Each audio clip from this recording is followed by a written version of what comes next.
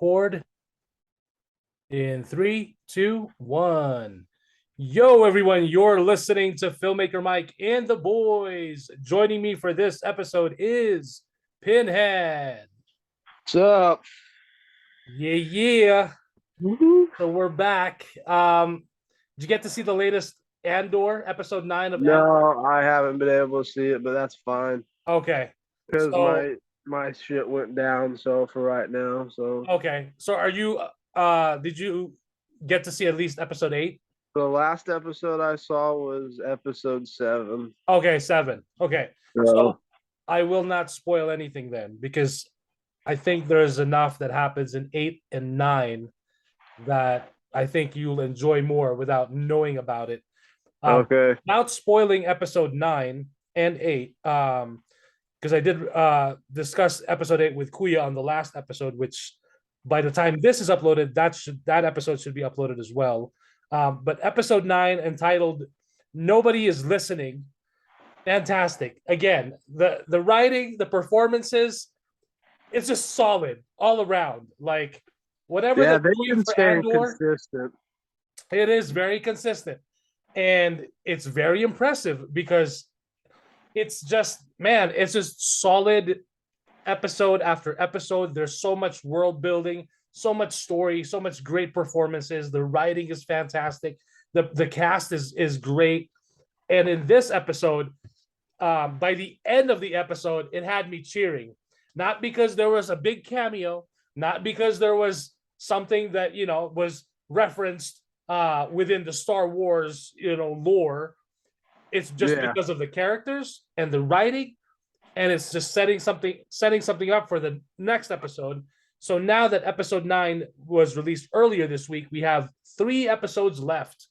I was Um, gonna ask, like, how many we got left? yeah, Okay, 3 episodes left because season 1 is 12 episodes. So that last episode, that 12th episode, will air the week of Thanksgiving. So to gauge it, we are ooh, 3 weeks away from Thanksgiving. But I think it's great because, man, usually, any traditional Star Wars, like if it's Mandalorian or Book of Boba Fett, we got 8 episodes, and then Kenobi only had 6, and we were done very fast. But this one, we get to really enjoy, sit down, take a really get comfortable, and really enjoy the series. Like, man, it's really we'll fantastic. we'll definitely have to be loosening the belt buckles up by then too, because it'll be Thanksgiving and we'll get some good eating from Andor. Like Exactly. there's gonna be a lot of full bellies come Thanksgiving, I'll tell you. Yeah. So I really hope that they're taking notes and they're seeing the social media reactions of a lot of fans. There are those fans that are like, nothing happened in 3 episodes, which to me still boggles my mind. Like, how can you say nothing happened? I mean, I think at this point people are there to bitch just to bitch because although I will say I've seen more of a positive reaction for this than I have, especially for Obi-Wan, because Yeah. people and Book of Boba, because people for whatever reason, and I can see some of the flaws in Obi-Wan and such. People hated Obi-Wan. There were, and it blows Right. my mind, but a lot of people hated Obi-Wan. They despised it. Right. This show seems to be getting a little bit more universal praise than it's more close toward Mandalorian than it is the last couple of shows they've done, which is I think is great because this show, it's nothing. This goes back to the same the privileged Karen that saw Dune in my showing, where she's like, I don't like that movie because nothing actually happened in it. It's like, yeah, because shit didn't blow up every 5 to 10 Right. seconds like Marvel films and shit. This isn't a Michael Bay movie. Right. Right. Shit did actually happen, like in Andor. It's just told through the storytelling, not the blowing up of the fucking ships and shit. That's Right. what makes this an extra special kind of show because, contrary to popular belief, a lot does happen, but it's in the storytelling and the writing, not Right. blowing shit up like a Michael Bay movie. So Exactly. And the fact that we already know what's gonna happen, we already know what's gonna happen to Andor in Rogue One, yeah, of course. But the way the journey getting there, I think is very well done. And then of course we are learning more about the other characters, the birth of the rebellion, and more of the insides of the Galactic Empire. Like it's Yeah, crazy. and we're learning a lot about him too, and why he is the way he is, especially leading into Rogue One. And that's a testament to the writing because, like you said, we do know his fate thanks to seeing Rogue One. But we're still, well, I know I am, and most of the people who are giving it positive reviews are still engaged in what's happening and what's to come because of the writing being so solid.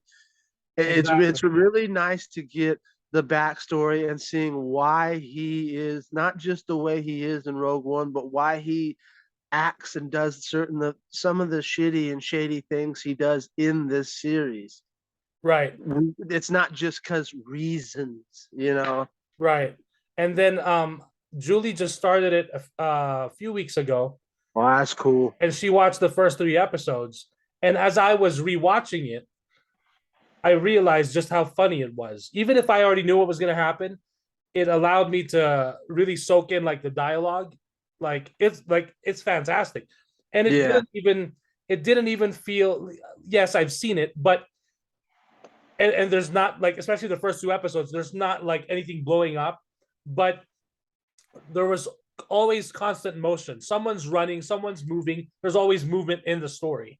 Yeah. Where I didn't get bored with it rewatching it a second time.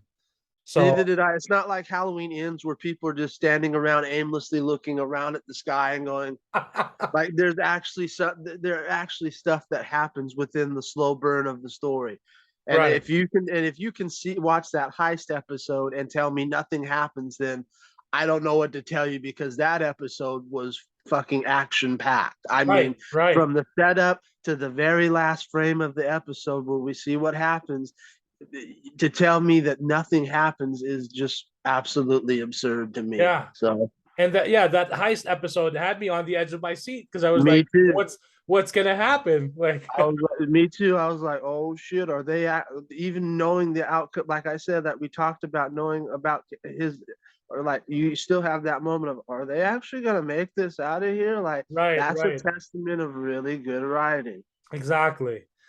And the fact that I thought it was hilarious and crazy that the Imperial credits or the money they had the fact that it was so huge and so heavy, they could not one person, I mean one person could carry it because they had the boss, like the officer, he was carrying it, but Yeah, to really like to make it manageable, you had to team lift that shit because it was yeah. so heavy. I was like, damn, that's a lot of money. That's a lot of money. That's the depot in the Empire. You know, like you got to Right. get that team lift, huh? And the fact that, thinking about when episode 1 came out, and George Lucas, of course, wrote there was a lot of scenes where we were in the Galactic Senate, and when episode 1 came out, everyone was like, what is this trade federation, what is this politics, when in fact in the original Star Wars we had talks of politics there in the Death Star with Tarkin, Vader, and the officers. However, Yeah, George Lucas was of course showing the broader scope and the different political climate that was happening in the galaxy during episode 1 before the Empire. And yet now with this show, which is very political as well, you've got Mon Mothma, talking with, doing politics and here and there. It's fascinating, and it's like now a lot of even I'm like, yes, give me more Mon Mothma. Like I've never been so excited for this character. Who would have thought that the character from Return of the Jedi that was just like, really a throwaway character, she got her own action figure, fans know her, but now they actually get to expand more on that character and show that, yeah, what she's putting on in politics is just a front, because now that she's actually tied to building this rebellion, she actually has to do a lot more than she thinks she does, and she has to put that front, that she's one of those politicians who are just happy go lucky, whatever, happy to be here. yeah. She's getting a lot more love than uh little girl Leia did in the last series because I'll tell you, a lot of people hated little Leia. Yeah, Uh, yeah. so she must be doing something right because a lot of people are talking about her character and she's getting like I said, a lot more love than I've heard a lot. Like fuck little Leia, I can't stand the bitch. It's like okay, Oh man. What's up, Kuya? Hey guys, What's up, man? So we're sorry I'm just late. Sorry you're I'm good. late. Looking, We're just looking good and talking. fresh. We're just talking Andor episode 9 without spoilers because Pinhead has to catch up on episode 8 and 9. Oh, okay. Yeah, Yeah. whenever that'll be. So did you get to see it, Kuya? Of course. Yeah. I saw it like the wins or when it dropped. Of course. Without spoilers, what'd you think? Oh, everybody died. It's awesome. No, I'm just kidding. Uh, This is the beginning of the rebellion. Let's just say that. Because the all the shenanigans that like all the promises that the Empire is telling everybody. Yeah. Guess what, guys? It's not true. Yeah. So there you go. But And I'll go ahead. Sorry. no. I like I like again. It's showing like Andor is still trying to work on. Cassian is still trying to work on like getting the fuck out of there. All that stuff. But like, a lot of people assume that he's just relegated. Oh, I'm just gonna spend my time here and whatever. And Yeah. But I'm just a then tourist. I know I'm a tourist. I'm a tourist. That's it. But Oh, man. yeah, they're showing the fact that like he's still working on things. He's talking to people and they're observing things like the little idiosyncrasies of Yeah. that and basically it's kind of true because again in real life the people that are in prison they observe all the shit that's happening with the guards, all Right. the little things like this. Yeah, this motherfucker has a gimpy leg or whatever. This this Right. guy this Because the job is basically day in, day out. It's the same thing. yeah, So and everyone all gets the comfortable. Everyone thinks like, oh, they're not gonna bother trying to escape. They're yeah not gonna bother doing anything. They're not gonna try anything because they can't yeah escape. Right. All yeah. that stuff. I'm not saying that I went to prison or anything like that. I just know people that came from like that had stints in the establishment, and Uh-huh. they're telling me like yeah, all you'll be so bored if you don't people watch, if you don't observe, if you don't do anything, you'll go crazy. A lot of yeah, people those are the three main things you do in prison. You read the Bible, people watch, and work out. Like, yeah. what else are you gonna do? Go I to the mean, supermarket? Like, yeah, there's like an occasional anal rapage or something like that, but again, well, that that's too. But that's part you of know, people watching. You know. yeah, the people watching, and again, there you go. But yeah, like this episode is cool. Um, like I told you last episode or the last podcast, I'm annoyed by the daughter, but for whatever the fuck reason, she's probably somewhat important in the story because Teen she's still relevant. Because I'm just like I can't stand her. You gotta Like have some galactic teen angst in there somewhere. something No. there has to have something somewhere, right? Isn't that what you guys call drama? Like that's I'm like I Uh, guess it fits my like, oh my god, I can wear this dress. Is this cool? Shut the fuck up and just wear the dress. God, and then like when the mom asked, oh yeah, you can wear the dress. Don't tell me what to do, mom.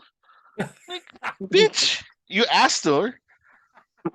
Jeez. Oh boy. No, but Yeah. yeah. But you got the again, like I fucking told you me. guys, I am so happy. I am so grateful. I am so happy that the universe told me to shut the fuck up and just watch Andor because I'm enjoying every single episode right now. It for me. I'm very entertained. Um, I like when I told you guys, but like yeah, a long time ago that like I was like I don't. It's a waste of time. Let's not waste our let's not waste Disney money for shit like this. No. I take it back. Let's Waste waste a money. shit. Waste. Let's waste a shitload of money so we can make shit like this. So Yeah, because because apparently the budget is much larger for this series than Kenobi, than Book yeah, of Boba, than Mandalorian, because they actually built sets. They didn't use the volume. As far as I know, they did not use the volume, that yeah, digital screen that they've been using on this series. They built sets. And you can see, I mean, just looking at the number of extras, yeah. in those first few episodes, in the scenes, the costumes, the sets, Mhm. everything. It's like this is insane. How they got to actually spend way more money and how they decided, oh, let's spend more money on that. Like, huh, Yeah. interesting. I agree. Yeah, I, No, I agree. Like, not to knock the other shows, but you can honestly see, like, finally Disney loosened their stranglehold on their bag and put a lot of money into this show. Right. I agree. I agree 100%. And I did comment on this one thing that said, like, like 10 reasons why Andor is more successful than Book of Boba. Uh-huh. And I put a comment and I said, there's only one fucking reason why Book of Boba sucked and Andor is good. It's because Boba Fett was there. So And did you get heat for that? I don't know. Like, I got a lot of likes, but I guess a lot of people agreed with me. So Where I don't was know. what platform was this on? It was on YouTube. Oh, okay. Oh, I wow. made a comment on the like, I think there's like a top 10 or top 10 reasons why. Right. I'm just like skimming Looper. through like the thing, yeah. So, but I was just laughing my ass off when like, because I was thinking to myself, man, Or I should if say it's a Watch Mojo top 10. yeah, Our yeah, it's top probably 10 reasons. yeah, I think it's either Watch Mojo or Looper or something like that. But I'm like, yeah, Book of Boba, Boba Fett was there. That's the reason it sucked. It's not because, it's not because of Cad Bane, God forbid. It's not because of the Crate Dragon, God forbid, right? It's not because of sexy ass, well, what's her name? Jennifer Beals. No. Oh yeah, Jennifer Beals, and then the other Oh, sexy ass assassin, Ming-Na. Ming Na. Ming Na. Yeah, Fennec Shan. Yeah. yeah. Chun-Li. And absolutely, it's not Tamura Morrison. No, It has to be Boba Fett. well, I think it's because the Book of Boba Fett I thought was okay. I was entertained, Yeah. but a lot of fans, especially the hardcore Boba Fett fans, what they really wanted to see was more of Boba Fett being an absolute badass, like when he premiered in The Mandalorian, right? And then he always had his helmet off most of the time, Yeah, and like so. The and he's only like reason looking around like this. I really hope that they're planning a second season of Book of Boba Fett where Oh, he leaves God, no. Tatooine and he's back to actually bounty hunting. Oh, and You know? can we see the fight between him and Darth Vader when he almost beat Darth Vader? And like every fan said, like, in all the crap in the expanded universe books and comic books and stuff. No, The it's expanded not gonna universe happen. doesn't exist Exactly. unless sec- we make it The exist. second season will be called Book of Boba Season 2, Return to the Bacta Tank. I know, right? Oh man.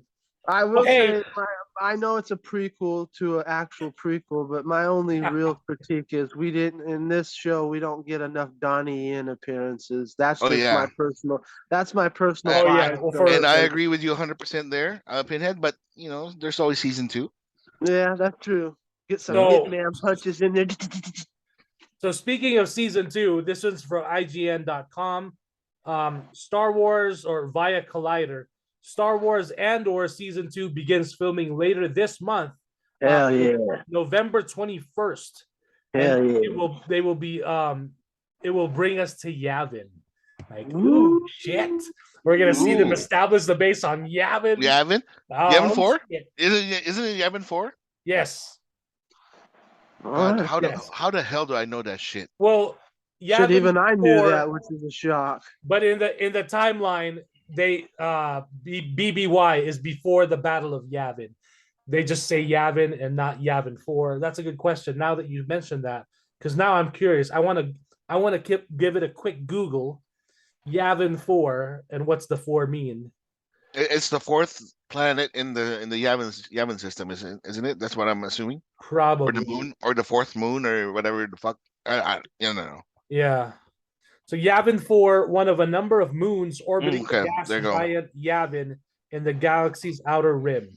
Yavin Okay. 4 was a steamy world covered in jungle and forest. Steamy. So much like Andor. Are we gonna see Oh. Ewoks? No wonder the rebellion succeeded Hey. in Andor, because hey, it's just like Yavin, guys. But they Whatever did. gets me Warwick Davis back in the Ewok suit, I'm good with it. But they did. Remember, the rebel base was on one of those, and I'm pretty sure this is correct. Masasi temples. That's what they're called. Oh Masasi. shit! Pulling out my Star Wars geek card like Masashi Temple. Yeah, that's right. Or wait, hold on. Let me double check. Yeah, Masashi Temple can refer to any temple on Yavin 4 built by the Masashi race, which we never really saw. Yeah, because they died, right? Yes, pretty much. Yeah. Hey, So we can make our Star Wars character as Masashi, the last Masashi, guys. the last Masashi. The last Masashi assassin. No, No, when I hear Masashi, it almost the sounds last like assassin. sausage. There you go. The last assassin. There you go. The last assassin. Oh man. Yeah, I was telling Pinhead we still have from now we have 3 episodes left, Yep. which the 12th episode will take us all the way to the week of Thanksgiving. So by now we got basically 3 weeks to Thanksgiving. So Pinhead, so far you're enjoying the show, yeah? It's very captivating in a sense, Yeah, right? like I said in the previous episode, I've enjoyed this. I don't understand. It's blowing my mind that this and Werewolf by Night, a Marvel and Space Wizards series, I've enjoyed better than Halloween. I still can't get over. I'm living in a world where I've enjoyed Space Wizards and something from Marvel over a fucking Halloween movie. We're in the Twilight Zone. I mean, seriously, this is the upside down. So that's perfect that you mentioned it because I almost forgot. I forgot to put it in my notes. I just saw Werewolf by Night, It's good. and I was It like, is. "Wow!" It's You know it's what? Really did. When I was watching it, I wish that they had actually promoted an exclusive event and they could have made it free to see this on the big screen right I before know. Halloween. I know, but man. Because, the, man, uh, this was they made for the big screen. and the thing is like they don't expect it to be great. That's the problem because there's no whatever. There's no hoopla with it. Because we don't There's no know the hype. characters. Because I mean, It it doesn't doesn't matter. matter. Tell a good story. Look at fucking Andor, dude. Exactly. It Tell a told a very story. good story. It was a And very I'm good story, and and I I'm was sorry, entertained. you would have gotten plenty of people, especially people that love the throw, especially during the Halloween season, with the people like myself and even older people who Mhm. love the old Universal monster movies. That Yep. just doesn't cut it. That doesn't cut it. You would have had a huge market of people that would have willingly purchased a ticket to go see this in the theater. So that's not a good enough excuse. Well, they don't know the characters. You're just being fucking lazy as a promoter if you're not Yep. doing it. Right. Hey, Well, yeah. Go ahead. I'm curious on finding out the lore and the story of like all the hunters, like how the hell did they became like a hunters club, like how the hell did Exactly. when did it start? Like I want to find out like the reason why Right. these people are killing these things, right? Right. And And that's what I eh, actually am curious to see how this will connect if they're going to even connect it with Blade. I yeah. mean, they have to. That's the only logical explanation. Kevin Feige Or wouldn't allow this to happen. Wouldn't even bother. With making this had he not wanted to somehow connect it to the larger cinematic universe. yeah, Um, maybe Mephisto will fucking show up finally. God damn it, Finally, and that's the right? thing, right? You know what I mean? Like, there's no Iron Man or Spider Man here. There's no really well known recognized character. But you know what? People will recognize Marvel. Yep. When they Exactly. hear Marvel, when they see that Marvel logo, I mean, let's face it. Yeah, maybe the last few series like She-Hulk, maybe not everyone is on board with. Though there's people that enjoyed it, but when you look at the Marvel brand, it's still very consistent as far as delivering something that brings everyone. I mean, Black Panther Wakanda Forever is going to be releasing later this week, and we all know that's going to be a big box office smash. Exactly, and I'm sorry. Most of the people, especially the mainstream audience, that's going to be a huge box office smash, no doubt. And I'm sorry, most of the mainstream audience is not going to know most of the characters in Wakanda Forever, especially Riri Williams, Ironheart, or anybody else in there. Like, it's a wonder I know who there are. But that's because I was a nerd reading those comics during that run. Mhm. Most of the people are not going to know these characters, so that's not a good enough excuse not to put. Well, they won't know the characters, so we're not gonna. And I 100% believe I agree. That is a valid reason why they did not put this in the theater, because no one will know these characters. No one who just seeing Marvel people go see this, like you just said, Mike. No one who in the mainstream audience who you're selling these tickets to knows most of these characters, except for the major ones like Hulk and Captain America and Iron Man. Mhm. I'm sorry, nobody knew who the fuck the Guardians of the Galaxy were when they Yeah, came out. I'm sorry, they didn't, and they right, still right. in droves and saw the fucking film. Yeah, Yeah. but when Like, this when is that this is so stupid. when that first trailer dropped for Guardians of the Galaxy, I was like, that looks cool. I don't know who they are, but that looks cool. And when Exactly. everyone saw the movie, everyone Uh, was like, "Oh my god, that was This is awesome!" the best fucking movie Exactly. that we've seen. Yeah. It had a lot of heart. It was funny. It had a great story, good action, a Yeah. lovable cast. I mean, what's not to enjoy? So You know? Exactly. and again, then they hit it. They hit the right nerve at the right time with Guardians of the Galaxy, because everybody was getting tired of like the action. They wanted something else, right? So yeah, like it was a massive hit. I really feel that the Marvel heads, the people that are in charge, they had zero confidence that this fucking thing was gonna be successful. They're just gonna show it. Oh, this is our Halloween special for you Yeah, guys. exactly. This Right. is our Halloween special. Dump it on But Disney if Plus. they had a little bit of confidence, like they had with Guardians, they would have fucking put this on, like, as a theater movie. It's gonna destroy it will probably destroy fucking Halloween Kills, like literally, It would have mopped the floor with Halloween Ends. I'm guaranteeing or you, Halloween Ends. Yeah. because the word of mouth would have been way better for this film than it was for Halloween Ends. Yeah, I loved the I how don't understand.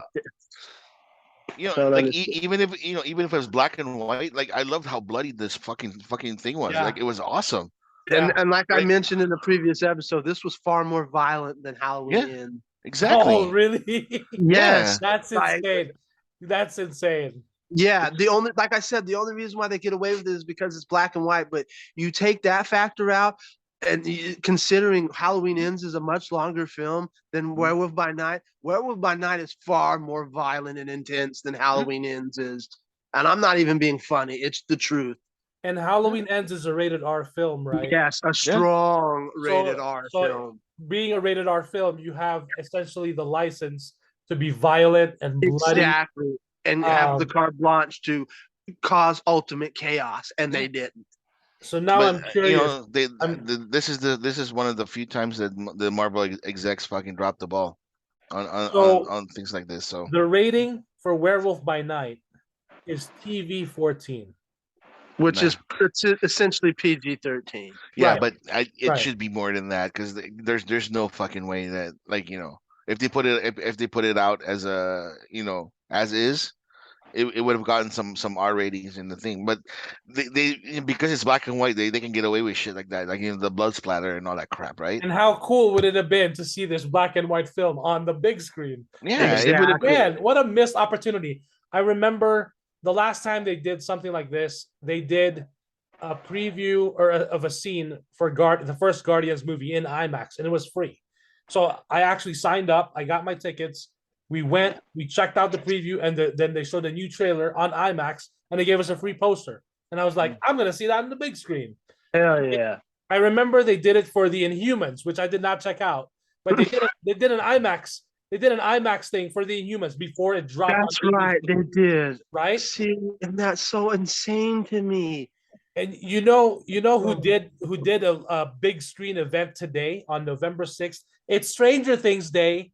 You know who did an event? It's Netflix. They screened in select cities, of course, not Reno, but they did Las Vegas because Reno is too small. They Yeah. did Volume 4, the entire season 4, Volume 2 on the big screen. All those episodes. And so one of the guys that I follow, who's a Stranger Things fan, he reports on all the Stranger Things updates and like merch and collectibles. He actually got to go to a screening and to see like the big that big scene where 11 is basically trying to bring down that chopper on the big screen. I was like, holy shit, that would have been cool. But of course, select cities. But hey, at least they did something there. And by the way, since it is Stranger Things Day, they did drop a tease of season 5. The Nobody first cares. episode title is The Crawl. Well, I do because I'm a huge Stranger Things fan. Yeah, I had no idea it was Stranger Things Day. I was So like, every really? November 6th, they do something because it Fuck is the Vecna. the Whatever. anniversary of That one 80s nostalgia shit gotta go. the disappearance of one Will Byers. So Oh, by the way, Will Byers got disappeared now. Finally. that was in season 1, bro. Oh, okay. I was gonna say that's a season 1 thing. Like, I thought like he disappeared permanently. So okay. You're just not hip enough to watch with the teens and the hipsters. I'm sorry, guys. that's where I his lived through the Yank 80s. I lived through overload- the 80s. I lived through the 90s. So nah, I'm good. So you don't like watching- I'm not a huge- It was cool. Like season 1, season 2, and 3. That was cool. Whatever. Again, they lost me when they started singing fucking that theme song from Never Ending day, Story, huh? dude. To this day. Man, that Never Ending Stories fucking song. I'm done with this show, dude. Fuck this show.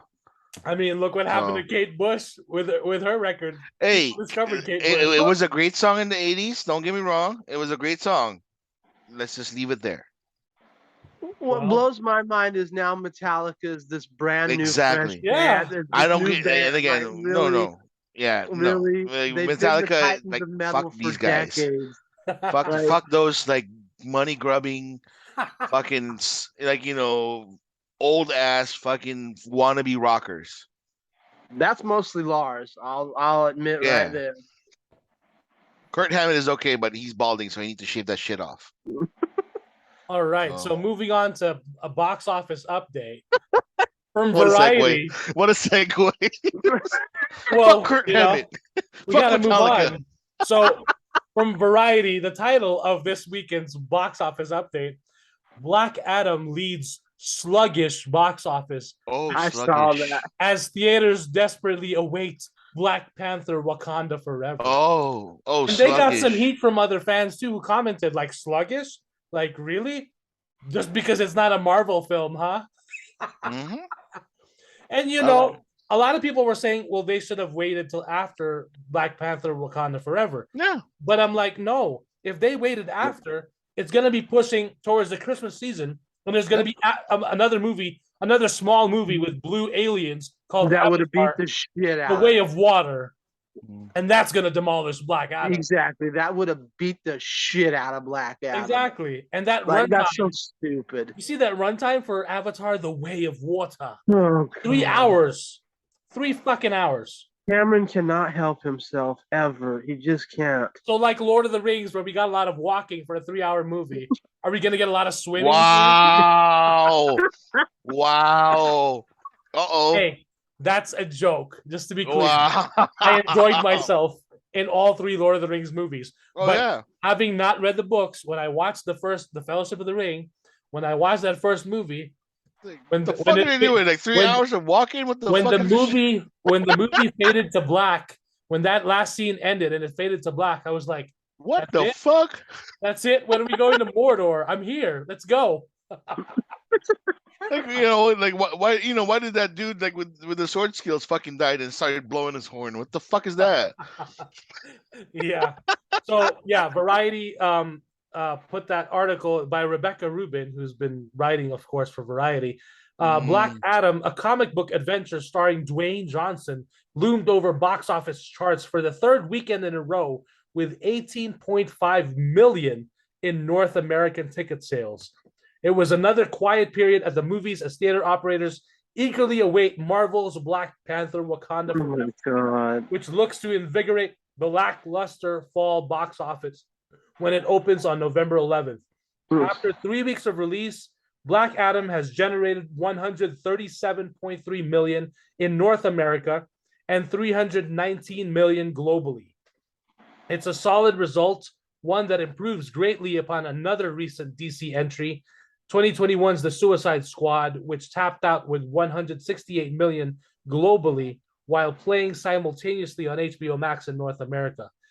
And Black Adam will soon pass 2019's Shazam, which earned 366 million worldwide. That's another example. Shazam, I remember, was released in April, and it released after, if I'm not mistaken, it released right before Avengers Endgame. Yep. So when I saw that, I'm like, you guys know you're gonna get demolished by Avengers Endgame, right? Yep. Y'all should have waited at least 3 months after Endgame. Or at least like shot it, or like posted it up in January or something. Yeah, and that's the thing. Shazam is essentially a Christmas movie because it's happening right around Christmas, and it was weird that they released it in April. So I'm like, weird, odd, okay. But anyway, Shazam still did pretty good. And then of course, so it says here, so the latest Warner Brothers standalone super hero story still has a ways to go to justify its massive 195 million production budget. And then in second place, a new anime film titled One Piece film Red collected 9.4 million. I knew it. There's a lot of nerds in the world, man. So did you see it? Huh? One Piece? Yeah. No, I'm not a fan. Oh, okay. But I fucking understand. Like One Piece So is. do I, because there's a huge One Piece fan base. Yeah. There's the big three, Mike, right?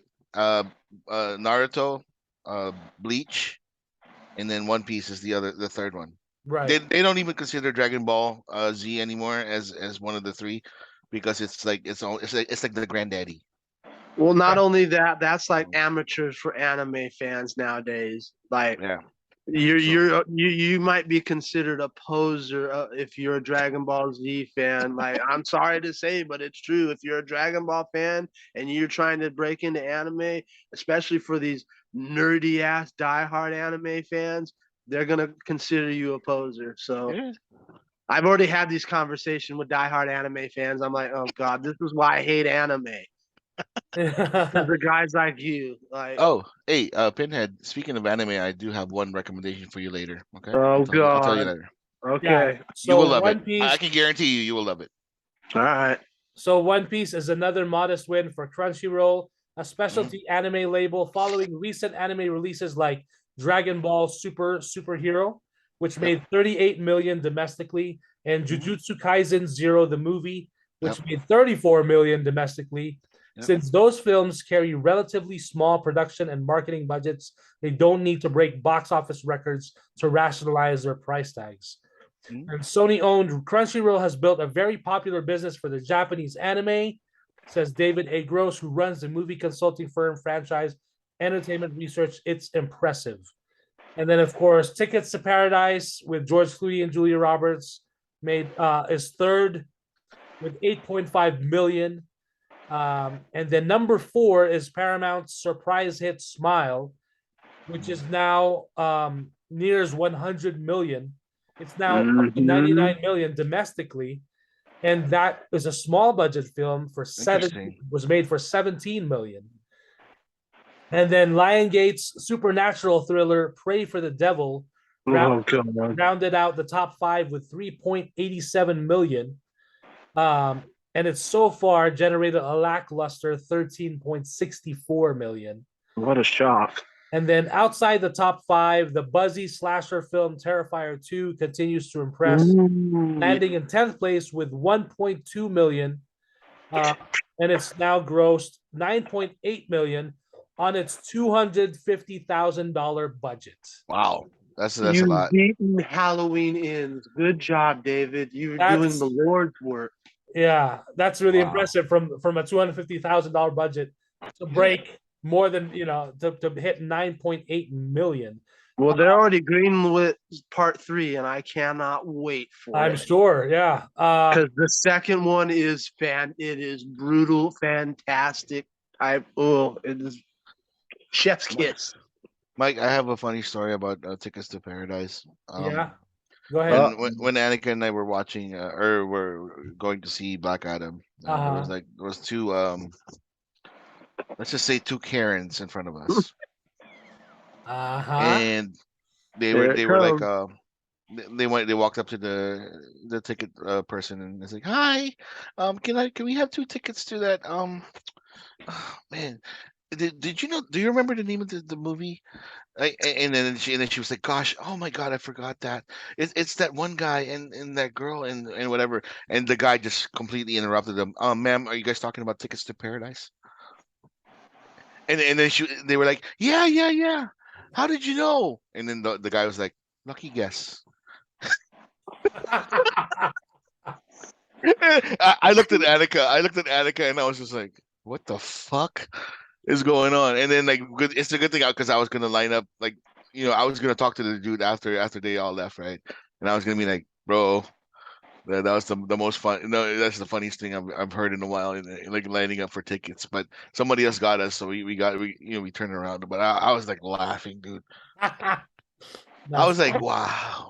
Like, like I mean, Tickets to Paradise, it made money because it has a niche audience. Niche, the people that like, don't want to talk to supervisors and stuff. That's perfect for I don't them. know about that. I mean, it's got Julia Roberts and George Clooney. Exactly. I And think that's the that's biggest draw. that's the type of people that that want to watch that kind of movie. Well, I wouldn't say so. Julie and I enjoy Julia Roberts movies. What didn't you like talking to managers too? No, what are you talking about? What are you Yeah. talking about? I'm just kidding, dude. I don't know No, about that, bro. but I thought it was fun. I thought it was hilarious when he did lucky guess. I was just Yeah, like, oh my God, that's awesome. But kudos to the small fucking films that are making millions yeah. So and there's and actually wiping the more. what yeah, and wiping the shit out of these major fucking film fiascos and shit. Yeah, so when people say like, "Oh, there's just not enough original films," there actually is. No. It's just not everyone is going out to see them like they do. That like they flock to a superhero movie, like a Marvel movie or a big action movie with Tom Cruise, like Top Gun Maverick. Everyone and their mom and their grandpa went to see that movie, and Mhm. look at it, it's over $1 billion. And now Tom Cruise is like, studio execs are trying to screw me out of my money. Give me my Yeah. damn money. I So saved number Hollywood. 7, there was also let's see, or number 7, The Banshees of Inisherin, an Irish set film starring Colin Farrell and Brendan Gleeson as lifelong friends at an impasse, earned 2 million from 895 theaters as a Searchlight film Okay. expands slowly. I actually want to see that because it looks interesting. 8th place was Till, the film Okay. based on Emmett Till. Oh, okay, yeah. Okay. Yeah, that also looks fantastic. I also want to see that. But see, it's not the kind of movie that I want to see necessarily in a movie theater. When there's another movie that I want to see, I'll wait for it when it's out on Blu-ray or when I can rent But it. there's buzz about that movie that it might be the Oscar front runner in a It might sense. be. I mean, looking at the trailer, I mean, you see some It's a very performances. sensitive topic, and I just hope and pray that they framed everything that happened uh in that situation perfectly. Like that, Absolutely. there's no bias, there's no thing. You know what I mean, right? So I'm not laughing because of that. I'm laughing because that's the movie that Whoopi Goldberg got. The critic called her like she was disappointed by her fat suit, and Whoopi got triggered because it wasn't her fat suit; it was yeah, her just because being fat. yeah, She's like, "Don't judge, don't." Yeah. So apparently, this film critic from Vanity Fair, Variety, or something was like, my biggest critique was the fat suit that Whoopi Goldberg was wearing was wonky, and it took me out of the performance. And then apparently on The View, Whoopi lost her shit and was like, didn't lose her shit, but she's like, let's critique people on their performance because there wasn't a fat suit, it was just my body. And I was like, so initially she just called you a fat fuck, and yeah, that's why Right. you're upset. So Yeah. Jeez. Oh man. yeah. because it But wasn't a fat suit at all, and even Whoopi like cleared. She's like, it wasn't a fat suit; it was just me. I was Right. like, Right. oh damn, that's embarrassing. Like, Right. ooh. Right. Man. Especially when you're promoting a serious movie like that, it's pretty embarrassing. Yeah. And then of course, so yeah, we'll find out how well Black Panther Wakanda Forever does Ugh. Especially, of course, they're gonna compare it to the first movie. I mean, like according to Soups, Matt Oh Ramos, God, no. that Oh, hey, God. like this movie is subpar compared to the original because God, fuck that well, guy, just man. realize that you brought him up. I know. Yeah. He had to bring him up. I hate that motherfucker so much. I really want to fucking find him in LA and just beat the shit out of Well, him. he said in his TikTok he can't bring up spoilers on the reasons why because a lot of people haven't seen it, and that's the thing, right? And that's what a lot of other TikTokers were pointing out is that perhaps only Soups was the one that attended that premiere. Was very vocal about it being a step down. Though Soups did clarify that he still enjoyed it, but it just wasn't up to par as the original film, the first Black Panther film. And yet, a lot of other people who were at the premiere really had a good time. They enjoyed it. So I'm curious to see the movie for myself. Mm. And then I'm curious to see when he finally gets to discuss all the spoilers and what he really points it out as. So, Well, Spoiler basically alert to his spoilers. His spoiler will be there were too many black people in it. yeah. And then another spoiler is the fact that I didn't realize that fucking Namor the Submariner, the person from the underwater flies. Jesus. because he's got wings on his feet, he can't. Yeah, do I that. don't know. I don't know how many Red Bulls he had to drink to fucking get wings on his feet. But That's not humanly possible. They can't drop bombs in space. why can uh, why can the Submariner fly? fucking Red Bull. I swear to God, Yeah, dude. where's the Red Bull tie-in? They should have had a Red Bull tie-in. You know what I mean? It's Like it sells it, itself. it may have been like a letdown. And again, like I was watching the retort of some of the people saying, because we know fucking Soups, because all he cares about is like the tie-ins for the next fucking movie and the big reveals and the special whatever enemy whatever thing like this. Maybe this movie didn't have that shit because they were actually doing a real tribute to Chadwick Boseman who died, and I was like, whoa, shit. Right. And So I heard as soon as the film starts, it's immediately a tribute to yeah, Chadwick Boseman, which it yeah. should be. Yeah, and then for me again, that's what it's supposed to be, regardless on how fucking shitty the movie was. I'm gonna watch this because I love Chadwick Boseman as T'Challa. He was amazing in Civil War. He was amazing in Black Panther. I couldn't wait to watch the next movies right with him. Too bad he passed away. So You're definitely you gonna know need to bring the Kleenex boxes for that one. I don't know. I might have to grab extra tissues when I buy popcorn and shit. So since we are on I'm the gonna be like, topic, since we're on the topic of Marvel, we might as well bring it up. fuck it, let's go. Let's bring up Soup. what's his name? Mr. Quentin Tarantino. Oh Oh yeah, God. yes. Well, actually, I think I forgot to bring up James Cameron. Let's bring up James Cameron first. Oh, Since okay. he was I mean, he was first recently, and Oh then yeah, we talked about Avatar. Part 2, Electric Boogaloo in the water. So yeah. So let's first talk about James Cameron, Shades Marvel and DC superhero movies. This is from winteriscoming.net. At this point, iconic movie directors criticizing superhero movies is a national pastime. From Ridley Scott calling them boring to Martin Scorsese famously declaring them not cinema. We've heard it all before.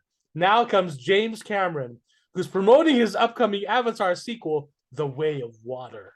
When it premiered in 2009, Avatar took the world. But hold on, I'm going to skip forward here. Let me get to the good stuff. Yeah, the juice. Where is it? Okay. The tea. enough stroking his dick. I mean his ego. I know, So right? this is skip to the shit that what made everybody and their fucking fanboy grandmothers. I know. Wait, hold on. I have. It looks like I have to go with another. Like, give me the goods. Enough of this padding and the writing shit. Yeah, okay, but I'm surprised they didn't put Francis Ford Coppola in that list too, because he trashed them too. He's like, my boys didn't go far enough. They're dog shit movies. Okay, here we go. So from Variety, a more reliable source. There we go. So James Really? Cameron criticizes Marvel and DC characters, quote, they all act like they're in college, and quote, really don't have relationships. Okay. So James Cameron's Okay, Avatar: The so Way of Water press tour has officially kicked off with a new interview in the New York Times in which he was joined by stars Sam Worthington, Zoe Saldana, and Sigourney Weaver. And then, of course, he mentions, so he continued, when I look, quote, when I look at these big, spectacular films, I'm looking at you, Marvel and DC. It doesn't matter how old the characters are, they all act like they're in college. They have relationships, but they really don't. They never hang up their spurs because of their kids. The things that really ground us give us power, love, and a purpose, those characters don't experience it. And I think that's not the way to make movies. Hold on. Didn't Tony Stark grow from the first Iron Man movie all the way to Avengers Endgame? Didn't he have a family? He got a second chance at life, right? He got a family, he had a kid, and he even resisted from trying to help Cap and all the rest of the to go back in time because he doesn't want to lose what he had. Ant-Man, what's his name?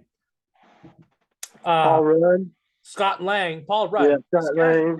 His character is he's a divorced he's divorced from his wife, but he's co-parenting with his daughter, taking care of his daughter, trying to make ends meet, and still trying to be a good dad. I mean, that's not just in Ant-Man and the sequel, but also in Avengers Endgame when he comes back from the quantum realm.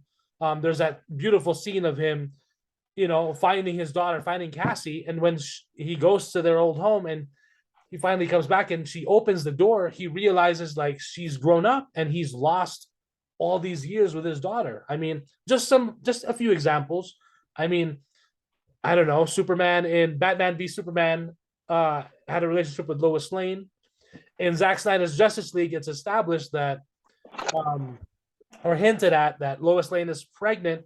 I mean, in all fairness, Mike, what James Cameron meant by relationships, it's not as deep as like, a paraplegic doing a mind meld with a synthetic fucking product of the government, and then having sex with a fucking alien using their own hair and doing this little thingy, whatever it is. And getting the twisty ties in, yeah, baby. Yeah.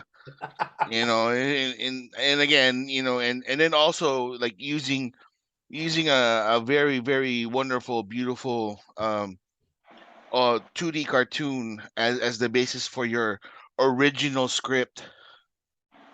Wink, Because wink, wink. Avatar, the first Avatar kind of looks like a little bit more like Fern Gully, a little bit. Not so much, a little bit, but kind of, sort of, a lot. It's giving Pocahontas Fern Gully. Yeah, something like that. You know what I mean? Yeah. So yeah, let's cut. James Cameron, the god of like this fucking king of relationships, who made a picture about a fucking 84-year-old woman, like, getting dick in a fucking cruise. You know what I'm talking about? Let's cut let's cut them a little slack. Because that's a real relationship. Oh yeah, and also, yeah. like, some another weird ass relationship, but it's real. Like, this dude from the future coming back to start poking around, and having sex with, like, the one he needed to protect. Wasn't it supposed to be Jim Cameron, who wanted to make a Spider-Man movie? Supposedly, but with then, like, Leonardo DiCaprio as Spider-Man. oh yeah, But but then, like, he's too grown up for that. yeah. Get the fuck out of here, dude. Yeah, and Fuck he'll sure suck off franchise teats like Terminator and endorse them until they bomb. Then he'll go, "Oh, I never said that," like Yep. he endorsed Terminator Genesis. Yep. Spelled I completely remember wrong, that then it shit. bombed, I and he remember went, that "Nope." shit. Yep. Then he endorsed Dark Fate and said that's the second coming of franchises. I Then remember that that too. bombed, and then he took a step back and went, "No, I never said that." Yep. So get I the mean, this fucking. is because I Yeah. really want to hear about someone telling me about relationships in and out of in and out of cinema from a guy who's been divorced 3 times. Exactly. That makes a lot of sense. That makes a lot of Exactly. sense. Holy shit, bro. You're not exactly the expert, Jimmy. Yeah. And not for nothing, this may be a hot take and might piss people off, but I don't care. That's what I'm on the show for. You haven't made a compelling character or interesting relationship of people since 1994. So just fall back a little bit, buddy. Yeah. Fall back a little bit. I know, right? Can't we just like shut the fuck up and just just shut your mouth. Let people do their films. They're letting you do your fucking Smurf Avatar in the water films. No one's bitching about that. Why don't you fall back and let other creators and directors do their shit too? There's plenty of room for everybody. Exactly. I don't even like these films. And I can respect enough to let the artists do their art. So just fall the fuck back and shut the fuck up, old man. You're like the old man shaking your fist at the fucking cloud. Just shut the fuck up. Shut the fuck up. Like, bro, Kuya's better than you. We got him. We don't need you. Kuya's better than you. We don't need you. Just shut the fuck up. There's enough snark in the world. Let me be the snark. God damn it. Exactly. This is so childish. These very well known and established directors have made their mark on Hollywood. Yeah. Exactly. When they make a movie, everyone pretty much is, and when the trailer is there, it always says a James Cameron film, a Steven Spielberg film, a Quentin Tarantino film. People know you. You've established your credibility. You don't have to trash other people. Why do you have to stoop to why do you have to stoop to that level? You've already won your Oscars. You already made your billions. Why do you got to trash other people, especially people that are coming up? Well, what is your issue? Grow the fuck up. It's so childish. Dude, like, you know what I want to see? I want to see a fucking Daredevil movie, made by, what's his name? Scorsese. I think that would be amazing in my eyes. That'd be fun, right? Wouldn't it be fun? Yeah. Yeah, and then I would want to see a fucking Aquaman movie starring or directed by James Cameron, because he's so good at like figuring shit out. That would make sense. It's in the water. He loves he has the water CGI down packed right now. He's the king of water CGI. I mean, he'll probably have Jason Momoa actually in the ocean because he's got that little sub that he used for Titanic. Yeah, film. They'll probably fucking swim, make the Rio swim down deep like that. I don't mind. They'll make him hold his breath for 6 minutes like he did for Zoe in this new Avatar movie. Yeah. And I wouldn't mind seeing Ridley Scott doing a fucking Black Knight movie, right? Like I think that would be amazing, because one of his good to that. No, but one of his best movies is Kingdom of Heaven. You know what I mean? That was a fantastic film. Exactly. But no, that's beneath me.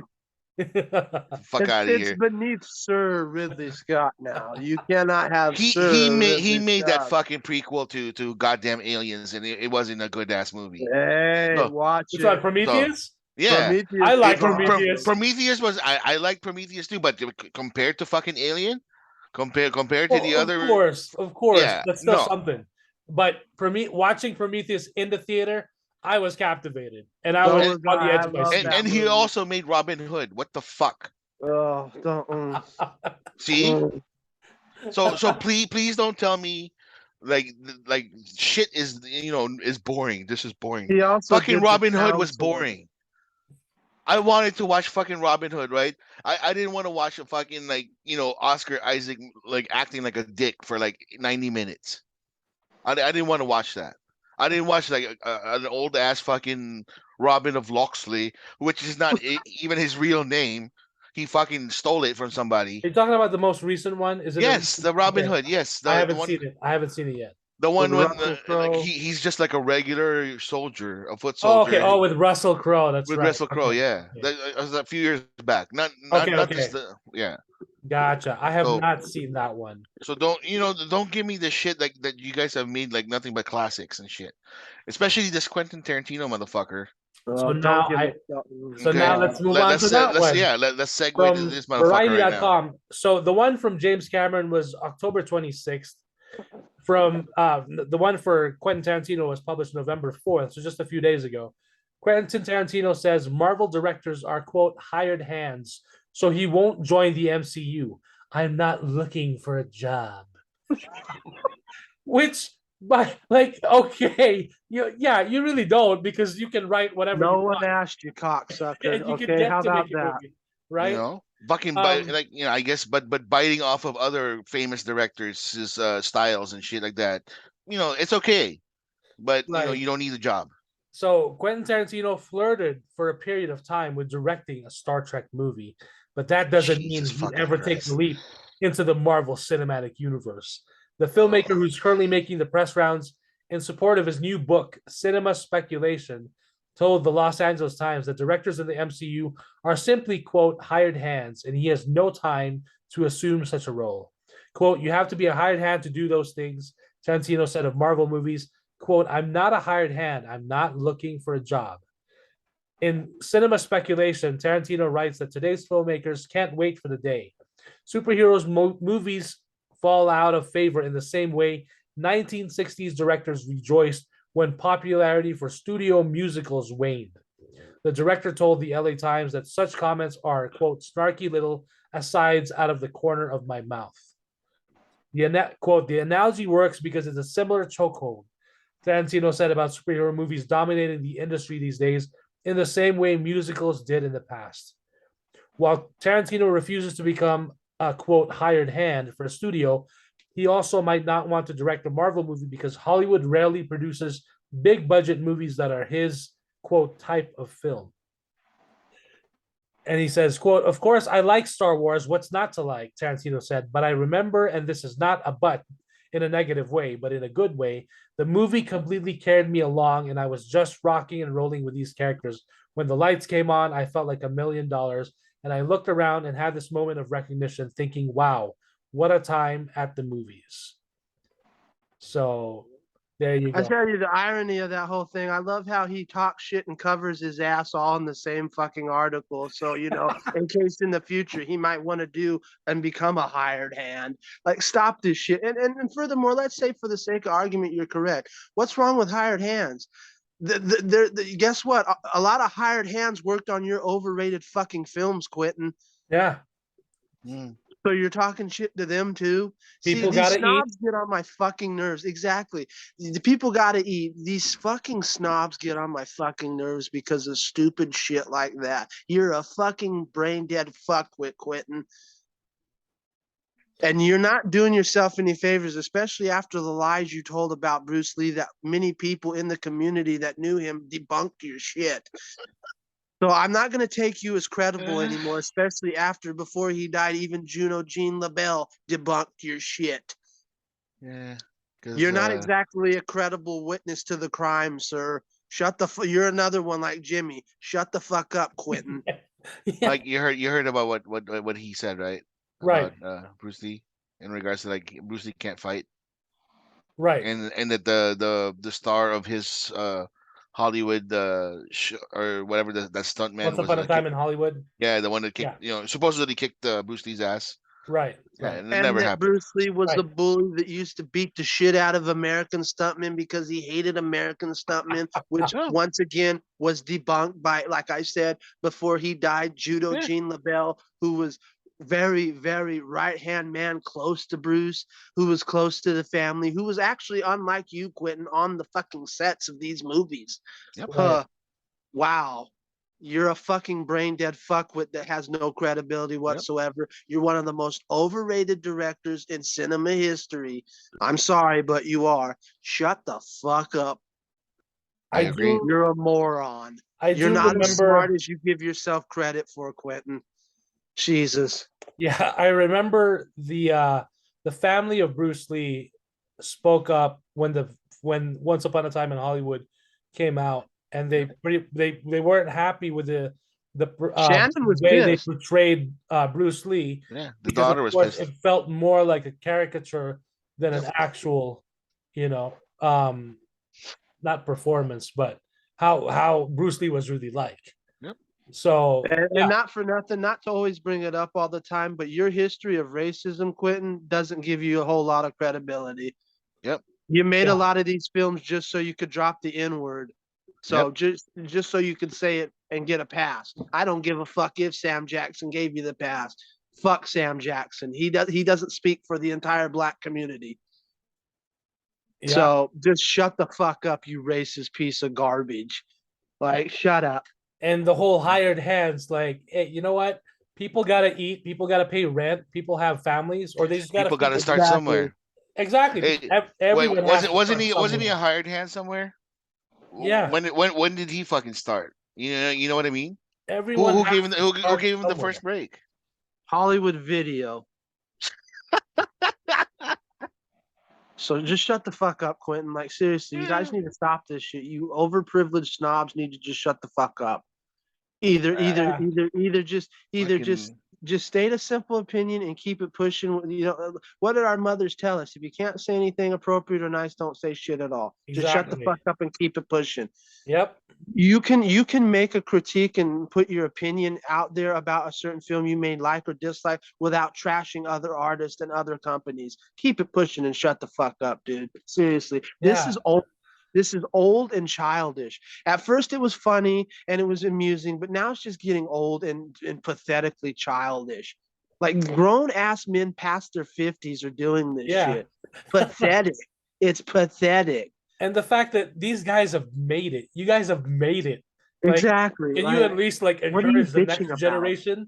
the next generation of people who are making like movies and shows? imagine Like, fucking George Lucas talking shit about like the people that are like starting this shit. dude, that would Fucking fucking break Dave my Filoni's heart. a pussy. You know what I mean, right? Yeah, Imagine Steven Spielberg talking shit about like the people that are starting off like this.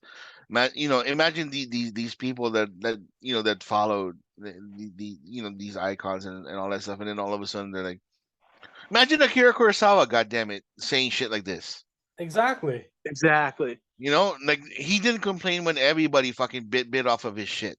He didn't fucking sue anybody. He didn't talk shit when Seven Samurai became that western, Magnificent Seven. the Magnificent Seven.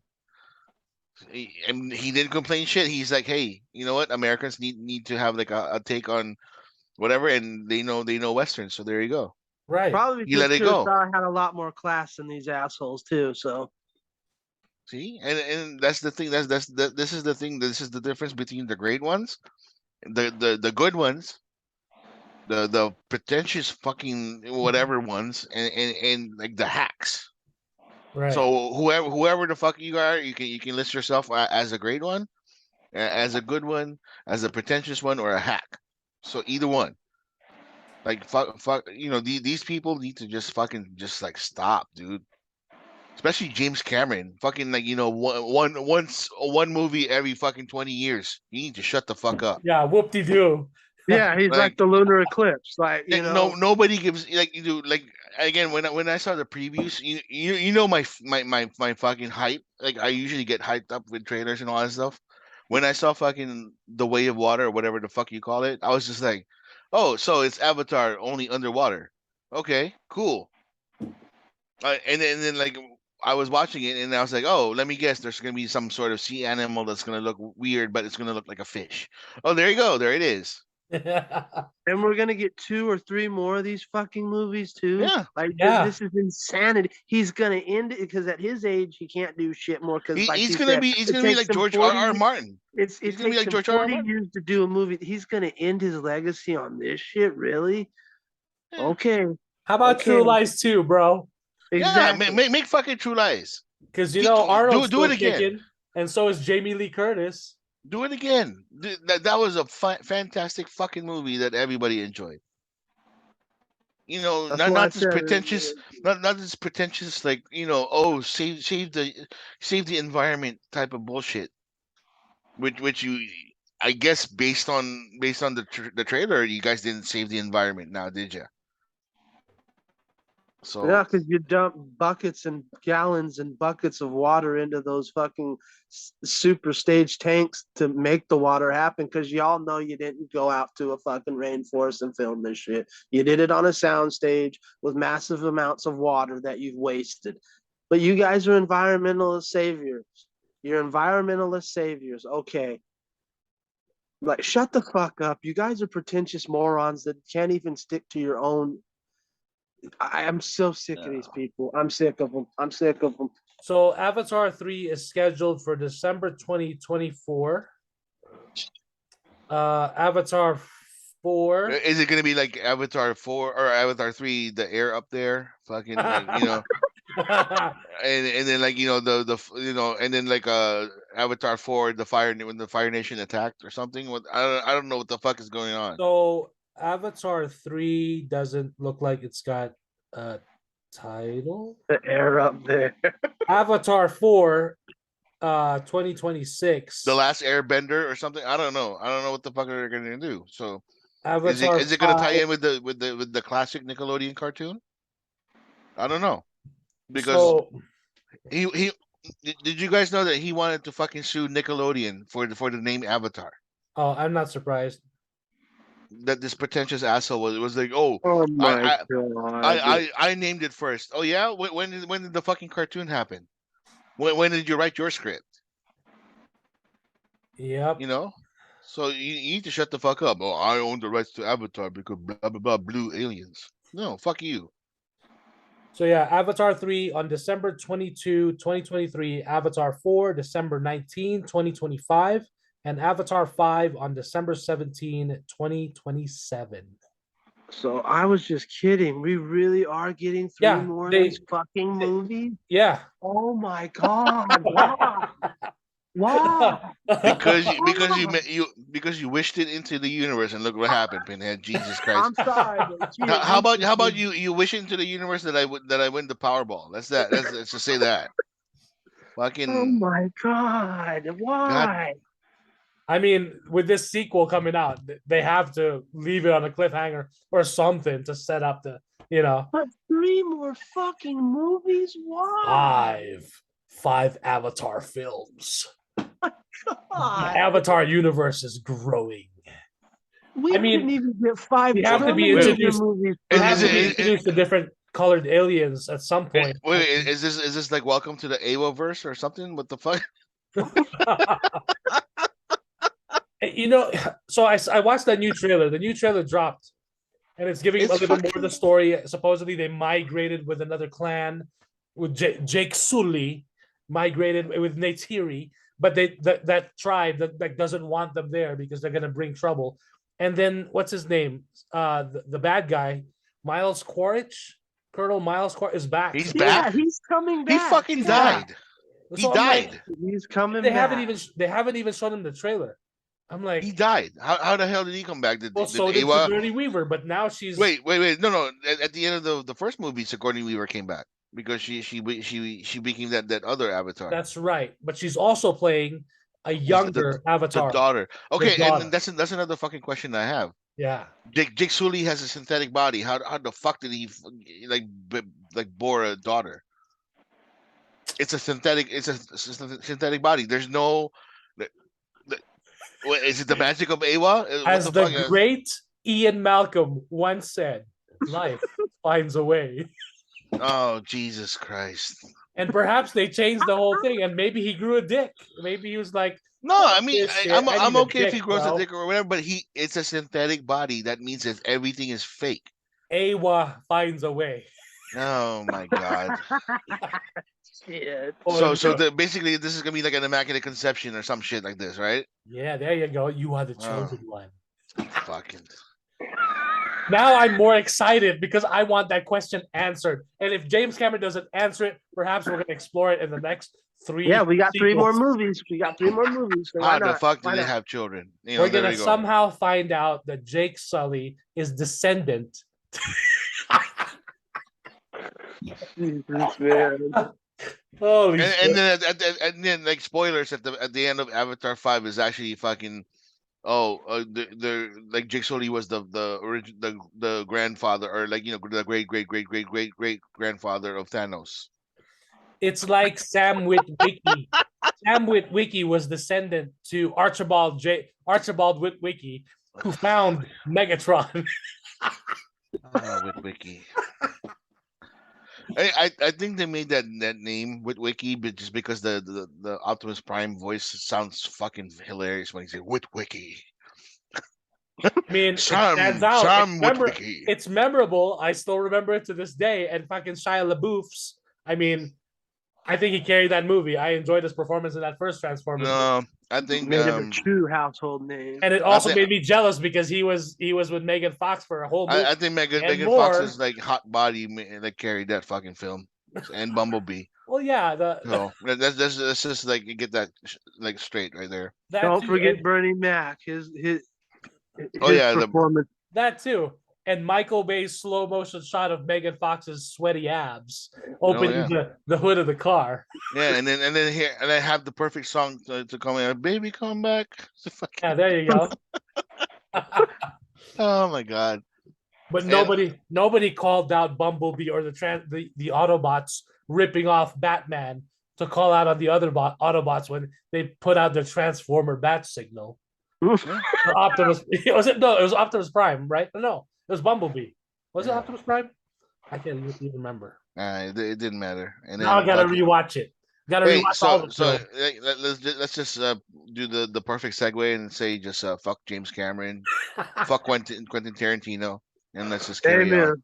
Well, Amen. I'm curious to see how Avatar does at the box office, and we'll see how it as the movie itself, how it performs as far as seeing it. Now I you mean, may be more excited with that I mean, we question we could we of could be Jake wrong Sully. and be like, this might be like, the best thing since fucking How to Train a Dragon 3, Hey, So How to Train Your Dragon 3 was a great no, film. 2 was the best. One, Let's I just think get one is my favorite. two was the best. So let's just get that straight. So Okay. yeah, All we right. we, did- So we didn't need like Toothless to have like a fucking relationship with the white Toothless. So that's that. are you saying dragons can't get it on? Hey, I mean, House of the Dragons they did, and look what the fuck happened. Like, Exactly. all the incest and shit. Well, So. I was just surprised and amazed that I thought all the dragons got along for some reason, but Oh, apparently you thought? not. Wait, no, you thought they got along?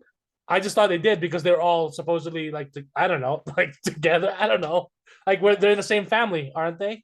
No, Or it doesn't it's like matter. they're like different eggs. They're like the different whatever. See, that's what I just thought they were like all in one, like happy little house. I'm just waiting for. I'm just waiting to see Smog. Smaug. Like Smog. Which, by the way, if anyone's curious to see the fantastic performance of Benedict Cumberbatch's motion capture for Smaug, go It's look on at that YouTube. on YouTube and Yep. watch him crawl on like those karate or like martial arts like mats, and he's like He crawling on literally it. looked like he literally looked like a fucking dragon. Yeah, Like Yeah, seriously. you were telling me about that back in the freight room that I needed to check that out. I still need to see it. I'll have to send it to you then. Yeah, because I gotta see this. Like, Yeah. All like, right. So moving on, another article from Variety.com. David Zaslav open to a deal with J.K. Rowling on more Harry Potter content. the Which fucking I've been saying this. I've never really. I tried reading the first Harry Potter book, but I got bored. Why? Because I've already seen the first movie. I'm a huge fan of the movies, though. I really am. Julie and I are huge fans of the movies. We dressed up the kids as Hogwarts students last year when we went to Universal. And then when they took a picture with Donkey from Shrek, Donkey was like, "Which parent forced you guys to dress like this?" But it was actually Julie's idea more so than it was mine. But everyone loved their little Hogwarts outfits. They look like little wizards. But anyway, we're huge fans of the Harry Potter movies. Like shit, every time the Harry Potter movies came out, we were there opening day, opening night, opening weekend, just like the Marvel movies. So the Fantastic Beasts movies, we were there opening weekend for the first one. The second one, I think we were there for opening weekend as well. The third one, we didn't even bother. The third Fantastic Beasts movie, which was recently released earlier this year, I watched it on HBO Max. I did not even finish it. I was bored out of my fucking mind. Like, wow, really? What's going on here? This has got Jude Law. This has got the great Ezra Millers. and then one of the Mickelsons, Mads. and what's his name? Mads. Mads was there. Mads Mikkelsen. Yeah. I think I have to sit down again and rewatch it and actually just put my phone away just because I don't. It'll probably worse the second time around. Maybe. Don't even bother, bro. But holy shit, the first one was good. I would say we still enjoyed it, But the second one was okay. It had Johnny Depp before all the court drama, before the Amber Heard court drama happened. Colin Farrell, it was great, but it was not Harry Potter. It just wasn't the same. Oh, there's Hogwarts. Oh, there's a younger Dumbledore. Cool, but where's the fucking trio? Where's my Ron, my Hermione, and Harry Potter? Oh no, that's not this one. It's in the same world though, but it's years before. It doesn't fucking matter. But here's the interesting thing. I talked to Jester about this because Jester and I love collecting Lego sets. Up to now, they are churning out not just a few, like the Star Wars Lego sets, which are like, oh, you'll get 3. There's only one Lego set for Andor right now. I don't know if they'll announce more after the series done. What are they gonna have the fucking the cell block set? They could, or with the moving parts, or the ship in the heist, sequence, or Luthen's ship would be a cool Lego set. I don't know why they don't do it. Harry Potter Lego sets. You go to a Target or a Walmart store, the brand new Harry Potter Lego sets that they're still making for movies that have been done and over with for years now is pretty astounding. Not just Lego sets, wands. They do these wands that are in blind bags. They're now doing Fantastic Beasts. Not just that. There's so much Harry Potter merch out now than ever before, and the movies are done. But they're obviously still making money from the merch and the collectibles. So I've been saying this. The best way for that Harry Potter franchise to be reinvigorated. I mean, yes, everyone's enjoying the Hogwarts at Universal Studios and the studio tour in Europe. That's cool. But there's nothing like having a brand new movie to look forward to and to get all the fans together again. So it says here, Mike, what's the name of that play that they came out with? The cursed child, right? Which is still ongoing. And why don't they make a movie out of that? They could. I don't see why not. I heard it was amazing. So it is based on the book that J.K. Rowling also wrote, and of course she's also in a lot of heat because of all her, anti-transgender stuff, which Daniel Radcliffe and Emma Watson have spoken up against. Which I'm like, hey, good for you guys. Because I mean, they're acknowledging, everyone, and they're just showing everyone that hey, we love and respect everyone, especially all our fans who have loved and enjoyed, the films that we made. So it says here, Warner Brothers CEO, Discovery CEO David Zaslav mentioned the potential to do, quote, something with controversial Harry Potter author J.K. Rowling on another title in the Wizarding World franchise going forward during the company's Q3 earnings call Thursday. The remark was made as part of a lengthy statement about the importance of franchises like DC's Superman, Batman, and Aquaman films, as well as the ones that aren't happening. Huh? The ones that aren't happening, according to Grace Randolph. Exactly. Yeah. Which I'm actually glad that David Zaslav seems like he's recognizing, like, hey, we got all these top tier characters that we need to be doing something with. So as well as Lord of the Rings, Game of Thrones, and Sex and the City content.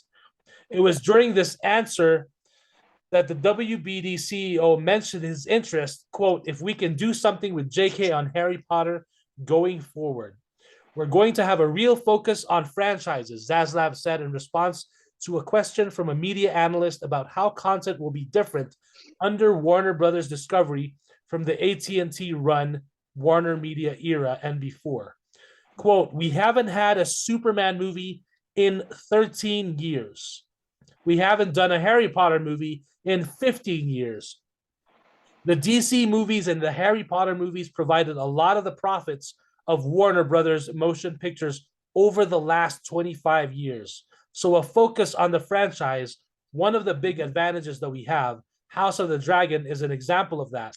Game of Thrones taking advantage of Sex and the City, Lord of the Rings. We still have the right to do Lord of the Rings movies.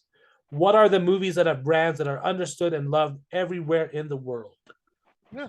Zaslav continued, outside the US, most in the aggregate, Europe, Latin America, Asia, have 40% of the theaters that we have here in the US, and there is local content. And so when you have a franchise movie, you can often make 2 to 3 times the amount of money that you make in the US because you get a slot and a focus on the big movies that are loved, that are tentpole, that people are going to leave early from dinner to go see. And we have a lot of them. Batman, Superman, Aquaman. If we can do something with JK and Harry Potter, going forward, Lord of the Rings, what are we doing with Game of Thrones? What are we doing with a lot of the big franchises that we have? We're focused on franchises. So, of course, it mentions here Rowling first ignited controversy in June 2020 when she posted a series of comments to Twitter in which she argued that discussing gender identity negates biological sex. Quote, if sex isn't real, there's no, and I just got a pop-up ad. Jesus. Hold on. Now I'm scrolling down. Thanks, Variety. Goodness gracious. Lose my place. I'm fucking reading here. Hold on. Shit. Okay, here we go. Quote, if sex isn't real, there's no same-sex attraction. End quote. The author wrote, quote, if sex isn't real, the lived reality of women globally is erased. End quote. The author continued to double down on this same position in the years that followed. And that's why a lot of fans also, especially those who are transgender or are part of the LGBT community, have basically stopped supporting anything Harry Potter. I mean, and yeah, it may not be affecting that revenue as much because there's still a lot of people that love Harry Potter and the franchise, around. But just imagine if you don't have to agree with it even, you just have to respect people. It's just very basic. And then you get everyone's support. I mean, come on, like goodness gracious. Anyway, it goes more about that.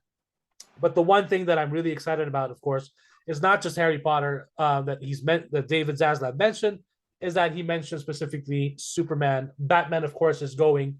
We just got the Batman this year with for Matt Reeves and Robert Pattinson, and we're getting a Colin Farrell Penguin spin-off series. And then 2 other villain movies. Yes, 2 other villain movies supposedly with Clay. Was it Clayface? Clayface and Mr. Freeze. Mr. Freeze. Oh yeah.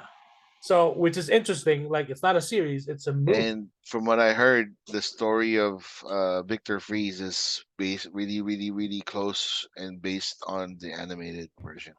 Well, Ooh, which is basically the best. I like to hear that. If they're smart, then they do it that way and they take inspiration from that episode. Why not? They should do Clayface that way too, so that when Batman kills him, then it's fucking canon.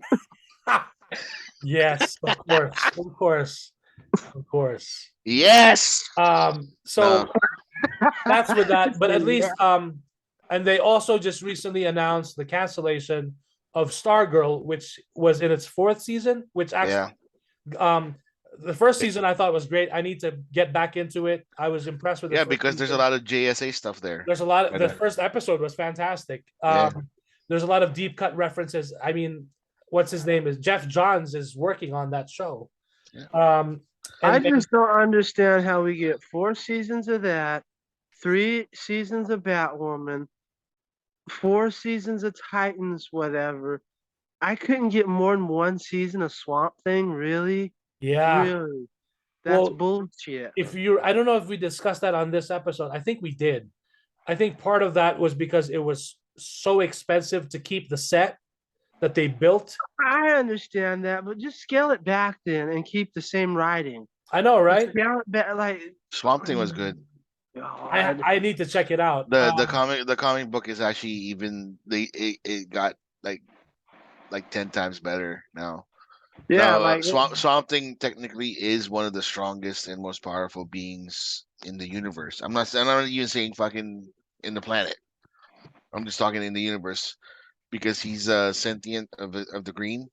The green means like any flora, any sort of plant life anywhere in the universe. So if there's plant life in that fucking planet, he can control that shit. Right. My favorite Swamp Thing is Alan Moore's. I'll stand by that shit. Like, yeah, so he made it. He fucking made it like make Swamp Thing like fucking mythical, dude. That's awesome. I still need to check out the Swamp Thing series. And they also recently canceled Westworld, which I didn't. Yeah. The first season I thought was fantastic. Season 2 was okay. Season 3 was kind of tough. I still have to finish season 4.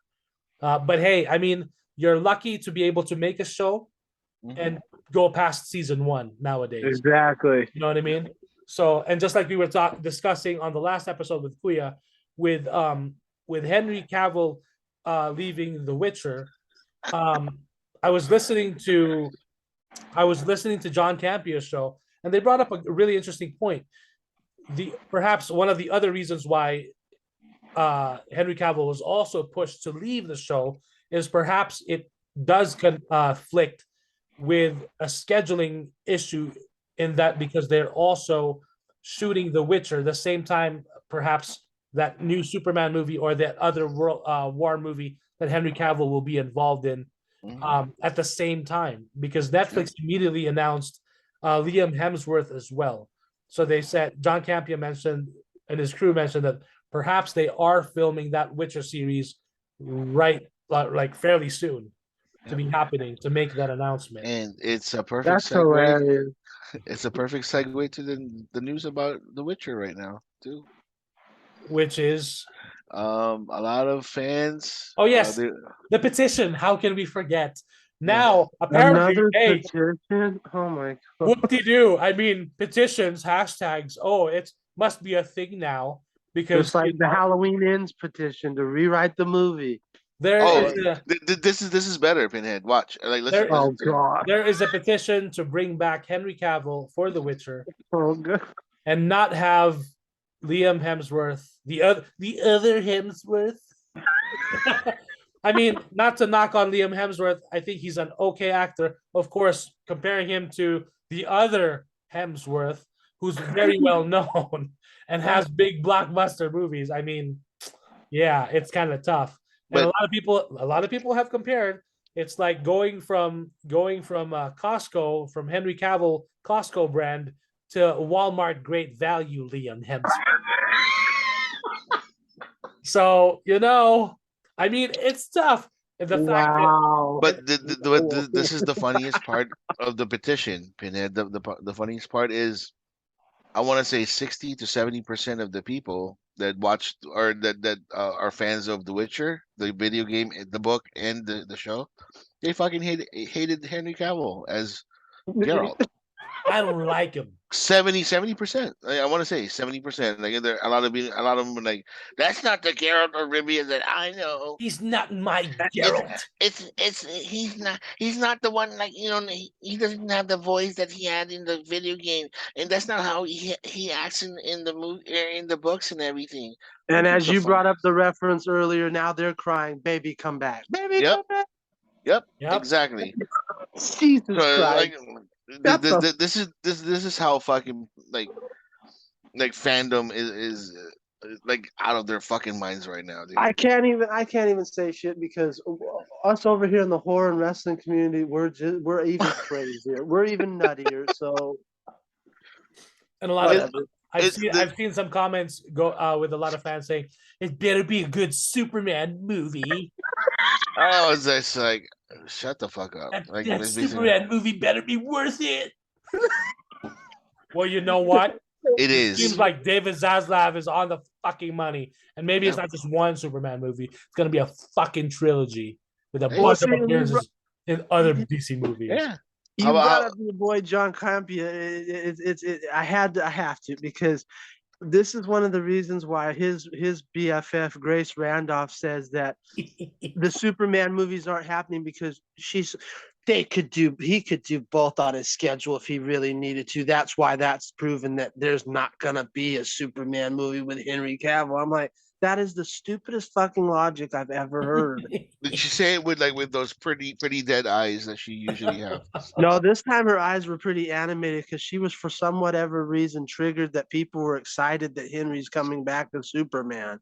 Like, she was extra triggered. When she proclaimed that Henry's not coming back, Ben Affleck's not coming back, everyone's not coming back.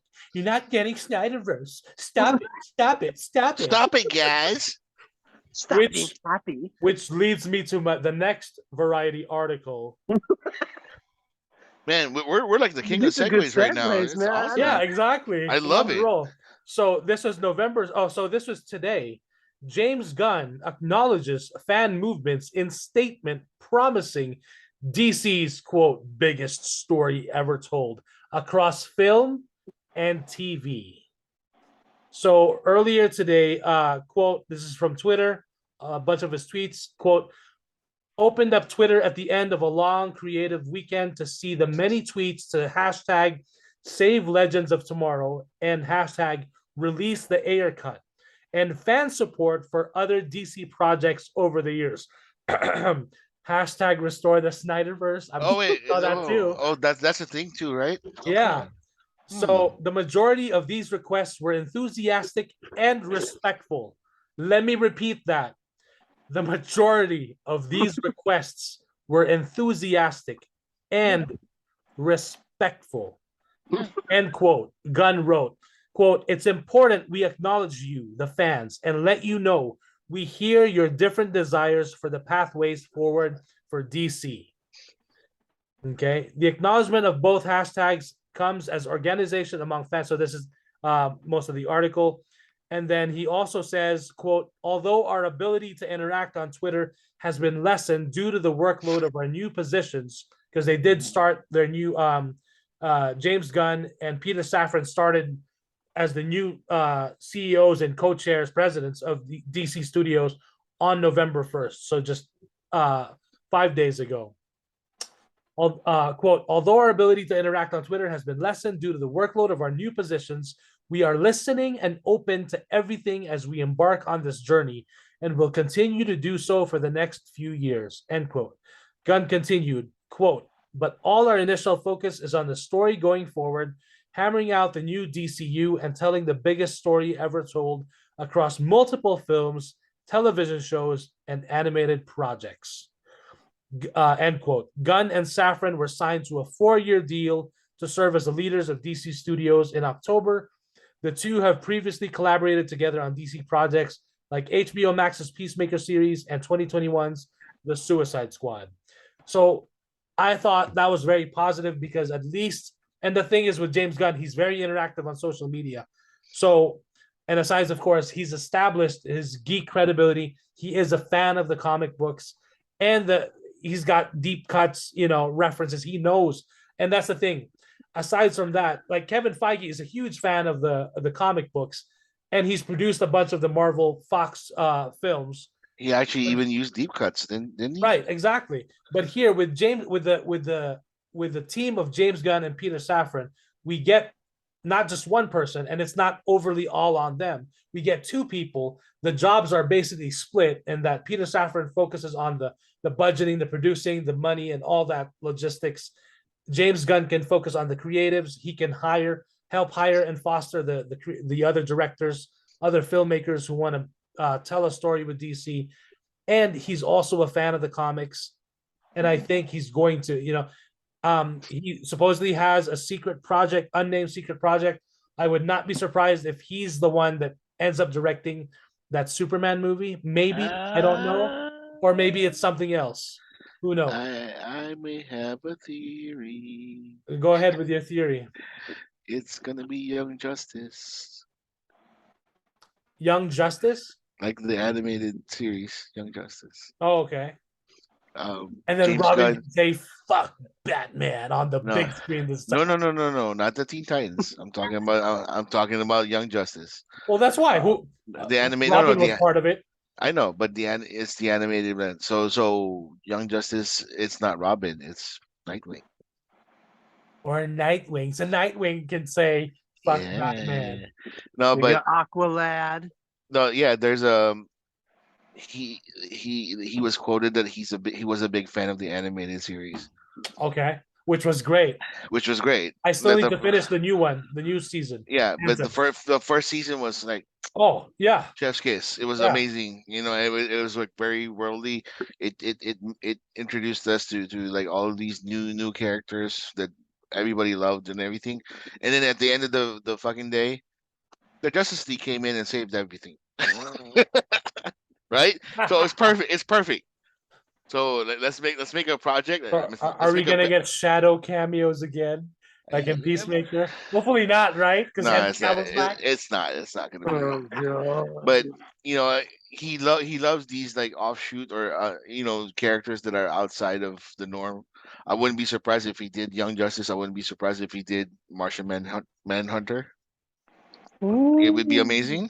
Yeah, Or if he wants to be fucking challenging and be amazing, he can do the Gray Ghost, the one that inspired Batman to be Batman. that would be cool. So I'm just saying, the world right now is his oyster. He's the king of the fucking sand pit. He can make all the sand castles he wants. Right. So So I'm curious to see when that first announcement happens and what they will announce. yeah, as we far would as- like to introduce Zack Snyder to Studio H. they're I mean, they're pretty. I mean, he respects him. They both have a mutual respect for each Oh, other. they love each other. Like, So- don't even say like don't say in mutual respect. They love each other, man. They're good friends. Well, I don't know how close they are, but they Yeah, they're respect good each friends. other enough because Yeah. James Gunn actually got the stunt crew that Zack Snyder uses for Peacemaker. Yep. So like they understand and respect each other's craft. So the very basic and logic thing would just be to say, hey, Zack Snyder's coming back. He's gonna finish Finish off his story. Justice League 2 and 3 as we continue, and move forward with these other stories. That'll be great. It's money that's gonna be hand over fist anyway. Yep. A lot of people keep saying, "Oh, fuck Zack Snyder, fuck the Snyderverse," and yet when it happens, people are gonna see it. It doesn't fucking matter. I mean, Even Scorsese said it was cinema. So let's just like fucking cut to the chase on that one. a lot of people hated Man of Steel, but now it seems like I'm seeing a lot more people being vocal and saying, "I love Man of Steel. It's underrated." It's like, where the fuck were you guys? Oh, now you guys. You guys love Henry Cavill, huh? You guys love Henry Cavill as Superman, huh? Don't say Man of Steel is underrated. That's bullshit, dude. Like people that said that, it was like they're out of their minds. It blew people away when it came out. The reason they just didn't like it was the fact that he, Superman snapped fucking Zod's neck. Yeah, that was the only reason. Because Christopher Reeve didn't headlock Zod, and push him off the cliff, right? And push him off the cliff. Fucking depths of the Forces of Solitude. Can you imagine fucking killing your villain in your own home and letting the corpse lay there? In the foundation, like underneath. Like, I don't know how deep the foundation is for the Fortress of Solitude, but it's way down there. But God forbid, oh my God, great heavens, Superman, kill! Oh my! God. He had the choice between saving humans, saving Earthlings that he doesn't know, but it's the right choice, versus killing off somebody. Yeah. I mean, he made the right choice. He saved the entire world. I mean, yeah, people lost their lives during the battle, but he also ended up saving the people that were still alive. I mean, and not just he fucking stopped the world builder. What was that called? The world builder. Yeah, that's what it is. On the other side of the planet, and stop Zod. But Superman doesn't know how to be Superman. He doesn't know how to be Superman. That first movie. Oh God. Anyway, so that's the latest updates from James Gunn. I'm very optimistic into what's going to happen. They've got 4 years, so let's see what happens. I'm curious. I'm very curious. I can't wait, man. I'm excited. Like, again, whatever comes moving forward, like whatever movie, whatever, I'm excited to see it, because again, the person on the top is finally saying, you know what? Yeah, we were wrong at the beginning. We were wrong when this first started. We're gonna right the ship. I have my fucking battle axe. I'm gonna chop some fucking heads. I don't give a shit because I'm in charge. Yeah. So kudos to Mr. David Zaslav. With your battle axe, fucking chopping people's heads. The mighty axe that swings. Well, fuck yeah, that's good. Let's go. Yep. Alrighty. So now we're gonna get some updates from the wrestling world from Pinhead. What you got for us? Crown Jewel. We had Crown Jewel, Saudi Blood Money Part 5 finally. This was this was like 2 days ago. It was on Saturday because they have to do it early on Saturday because obviously we're in a completely different time zone. Um, I'll just start off with going through the matches real quick and then we'll be done with it because the first match was Brock Lesnar versus Bobby Lashley. This is the most pathetic thing I've seen in a very long time. It was absolutely botched. All of us who even have a basic wrestling knowledge know how wrestling works. When you pin someone on the mat, they have to have both arms pinned on the mat, 1, 2, 3. The match started off, and Brock Lesnar, for whatever reason, I think his career is coming to an end in the WWE very soon because they've made him completely weak, and they made him even weaker this past Saturday. The match started off with Brock Lesnar getting his legs smashed into oblivion by Bobby Lashley. Bobby Lashley obliterated Brock Lesnar for 10 minutes and then put him in the Hurt Lock, which is the master lock that he stole from Chris Masters. I mean, let's just be honest. I love you, Bobby, but you know you stole that move. He put him in the Hurt Lock, and the ending of the match was Brock Lesnar falling back and Bobby Lashley being pinned for 3. Now, this is why I bring up the reason why this was botched and the reason why I bring up for anyone's basic knowledge that 2 arms on the mat, 1, 2, 3, that's a pin. They even showed the replay, which was stupid of them. His arms weren't even close to the mat, but they still counted it as a win for Brock Lesnar because they had to save Brock Lesnar's face. Brilliant. So we're already off to a great start. There was a couple of the Almost versus Braun Strowman match. It was ridiculous. It was a squash match for 15 minutes, and then Braun Strowman pulled it off somehow, some way.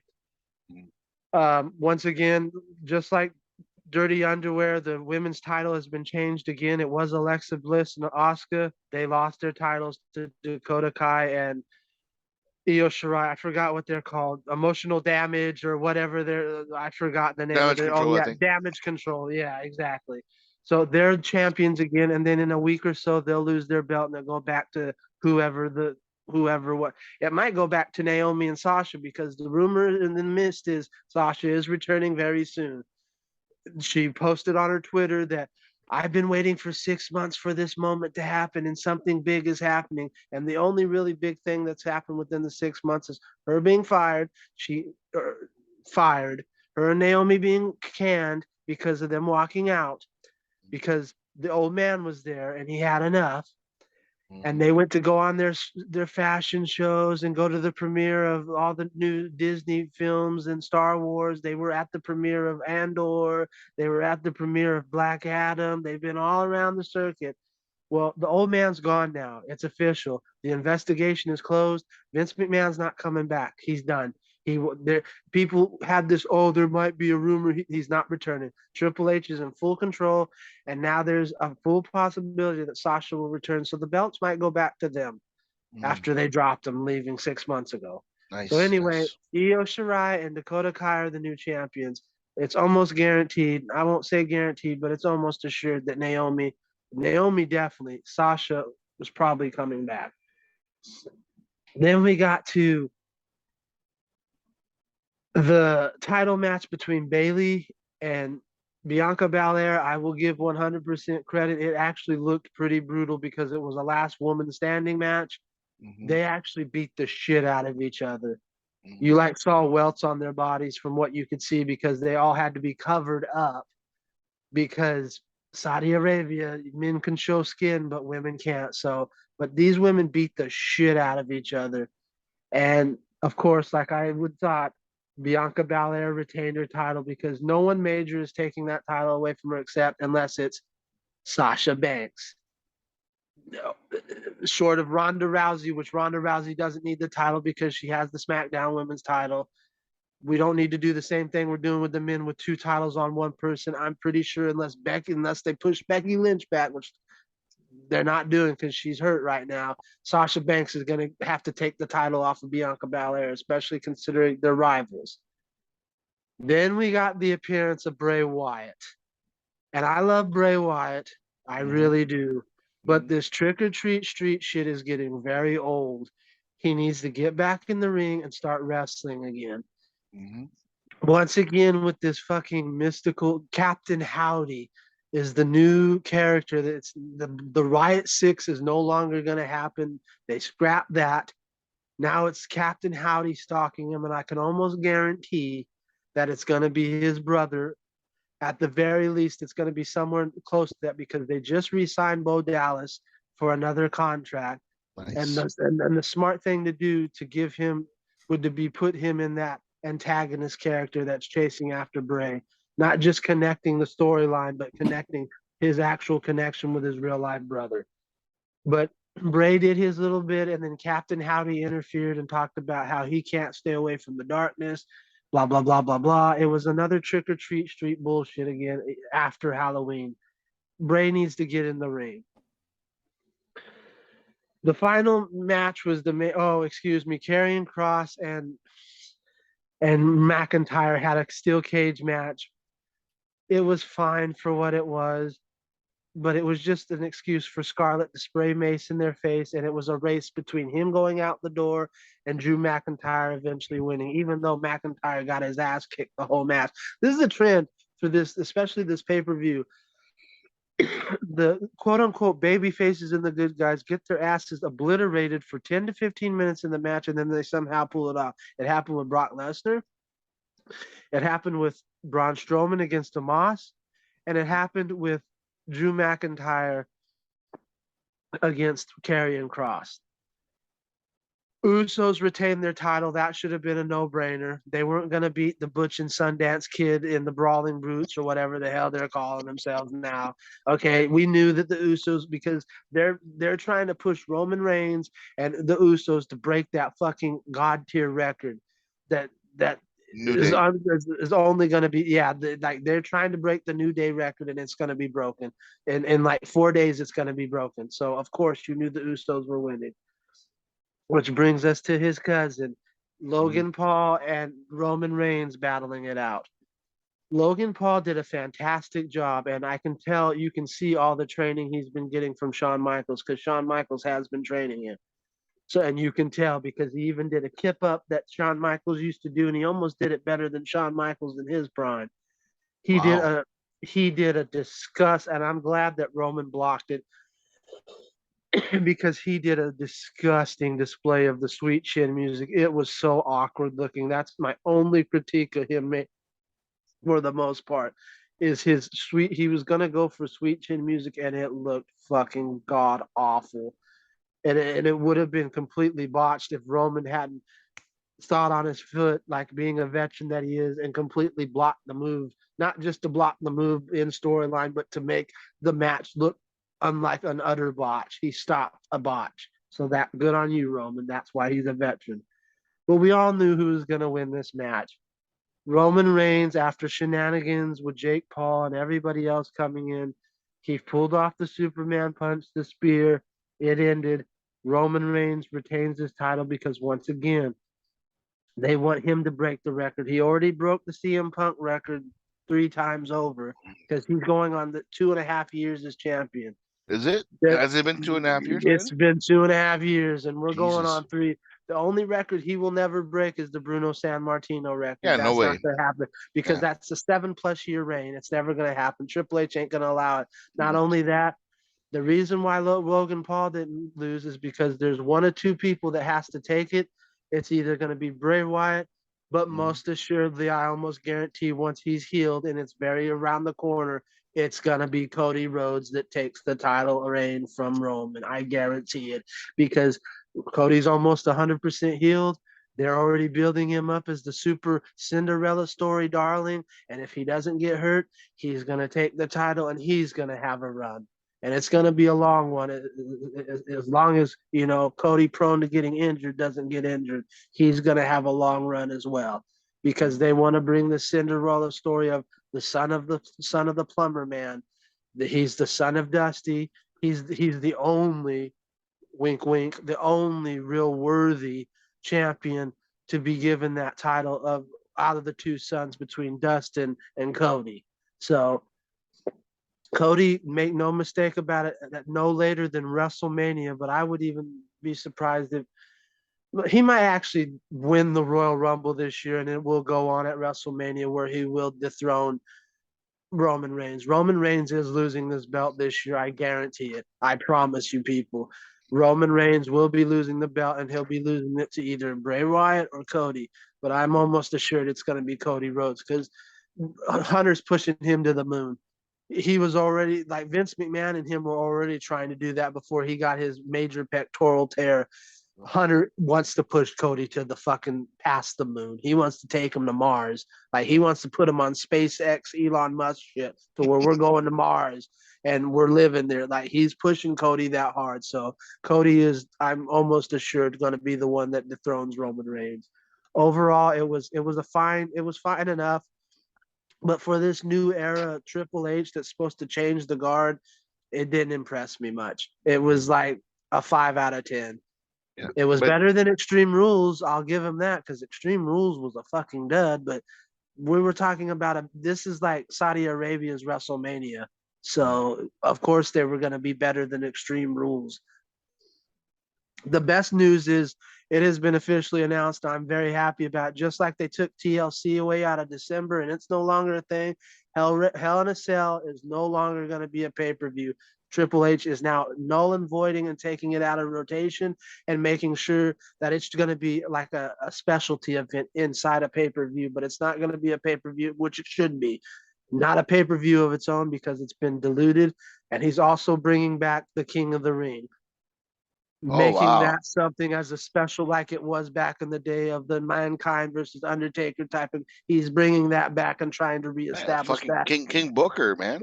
That was a great run. Exactly. He's trying to reestablish those years of making how King of the Ring was a prestigious thing and it could legitimately be a pay-per-view. Yeah. He's also mixing up Survivor Series this year because it's not just going to be Survivor Series. He's taking the NXT War Games and combining them inside Survivor Series this year, which is what is much needed for Survivor Series because Survivor Series has been dull for being nice the last 5 years. So Triple H is cleaning house. It's going to take some time, but Triple H is not fucking around, especially now that he knows he has full control and the old man is not coming back at all. Sorry to burst your bubble out there to all you wrestling fans who were, he's coming back. I'm telling you, it's not happening.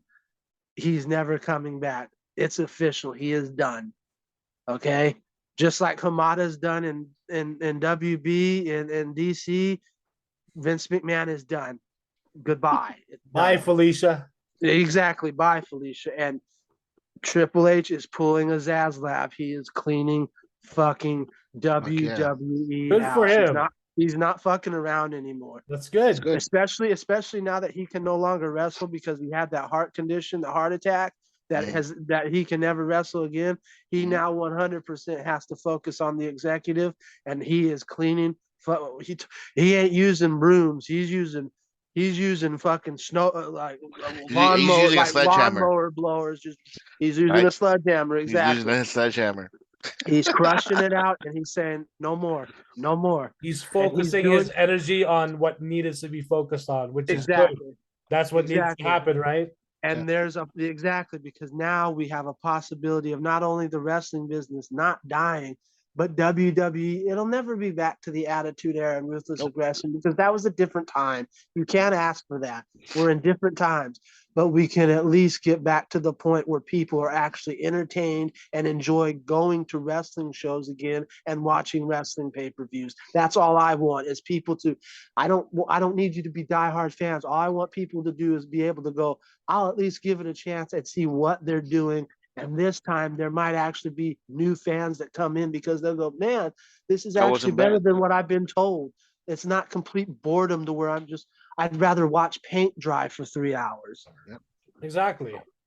And that can be said for any fandom. Like whether it's Marvel or DC, you can't just rely on the hardcore fans for longevity's sake. Exactly. You have to constantly introduce it to a new audience, and I think that's also part of the reason why a lot of the movies, especially the sequel movies, if you just look at the way Disney approached the Star Wars sequel trilogy with Lucasfilm, they didn't primarily promote it as episode 7, 8, and 9.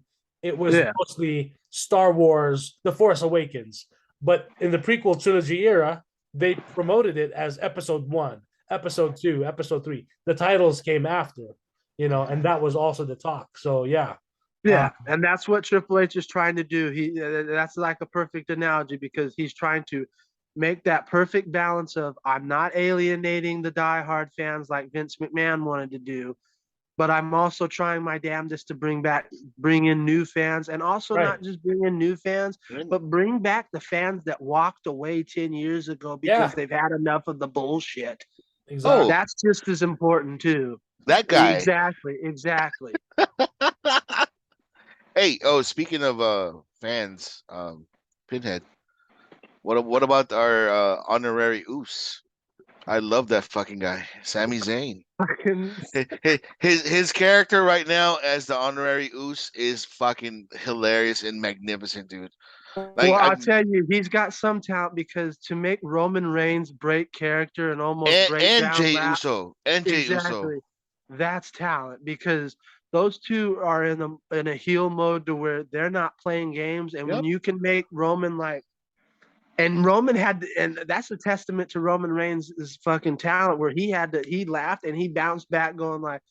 He acknowledged that he laughed because he's like, this guy's a fucking goofball, and that's why we have him. Yep. It's and just like why he did that shit at the press conference at Saudi Arabia with Logan Paul. He's like, you guys don't deserve Sami Zayn. We're out of here. I'm like, I was like, yeah. Dude, like seriously, like for the way you behaved, you don't deserve Sami. Like when I first saw this thing, Mike, we'll tell you a backstory about this. Sami Zayn is like he's a I guess what can we say good wrestler? Oh, he's one of the greatest. He just hasn't been because of McMahon. He wasn't utilized. Yeah, properly. he's not utilized properly. He's in the Daniel Bryan camp of fantastic. So he's like the Henry Cavill Superman from like the last 5 years. Pretty much. But again, he has talent in the ring. But he has a very good talent outside, like with the promos and all that shit. So his shtick right now is he's hanging around with the bloodline. The bloodline, the reason they're called the bloodline is because they're fucking The Rock's cousins. Yeah, basically. The Rock and Rikishi's bloodline. So basically, they're like, their legacy in wrestling. Yeah, so they're royal. They're pretty much royalty. Exactly. Okay. So they're Samoan royalty, like. So these guys are like the king of the king of the hill right now and all that stuff. So this little tiny ass fucking guy wanted to join them, like whatever. Like everybody's all happy except for one guy. One of the guys doesn't fucking like him at all. Hates him from the very beginning. From the beginning that he started hanging out to now, he absolutely hates him. So the banter between the two of them is what's making it comedy gold, because he's like, dude, I don't understand. I'm here for everybody. I'm here for everybody. I love everybody. I don't understand why you fucking hate me. All that stuff, right? Yeah. Yeah, and then he has this in Samoan in Samoan families they call each other Us, which is like brother or bro, right, or right. like something like Ohana type of thing. Yeah. So he has a T-shirt. This thing, this fucking T-shirt is awesome. I want to get one. It's called honorary Us. Okay. So that means he's not really an Us. He's Right. not yet Us. Right. But he's right. he's a hang around, so he's there. Right. It's like I'm an honorary Filipino. Like, Oh yeah, they go. I ate adobo and lumpia. So I'm honorary Filipino. Yeah, something like that. Something like that, right? To that extent. Yeah. So he's whatever. So the last I think SmackDown was the last one that they had this little banter. And Jay spoke his mind. He's like, I don't like you. You're not family. You're not Us. You're not whatever. And then all of a sudden he said, well, the chief said that I'm an honorary Us. And then he said, I don't give a damn what the chief said. And then everybody's like, oh shit. It lit up like, Roman Reigns, and it was all the drama and all that stuff. And then Sami Zayn and his genius said, whoa. Chief, calm down. Calm down, Chief. It's not, you have to forgive what he said. He's not in the right mind right now. Right. He's not very Usy. And I fucking like as soon as I heard that, I started laughing my ass off because I knew that it was a catchphrase. All Right. of a sudden, like now, like when you see them in the ring, you're gonna say ooh see, ooh see, ooh see. And then like those little things like that, like Roman Reigns like almost cracked up when he said "Usi." You're not very Usi right now, and he's like, and like all the little breakdowns and stuff like that.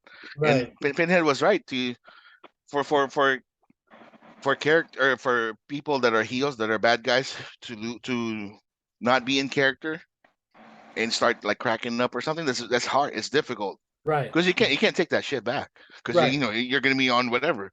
Right. So you see them just like trying their best to be like all tough and then you know Right. it's comedy gold. Like And that's why. I'm loving it And so far. so It's am one I. of my favorite things.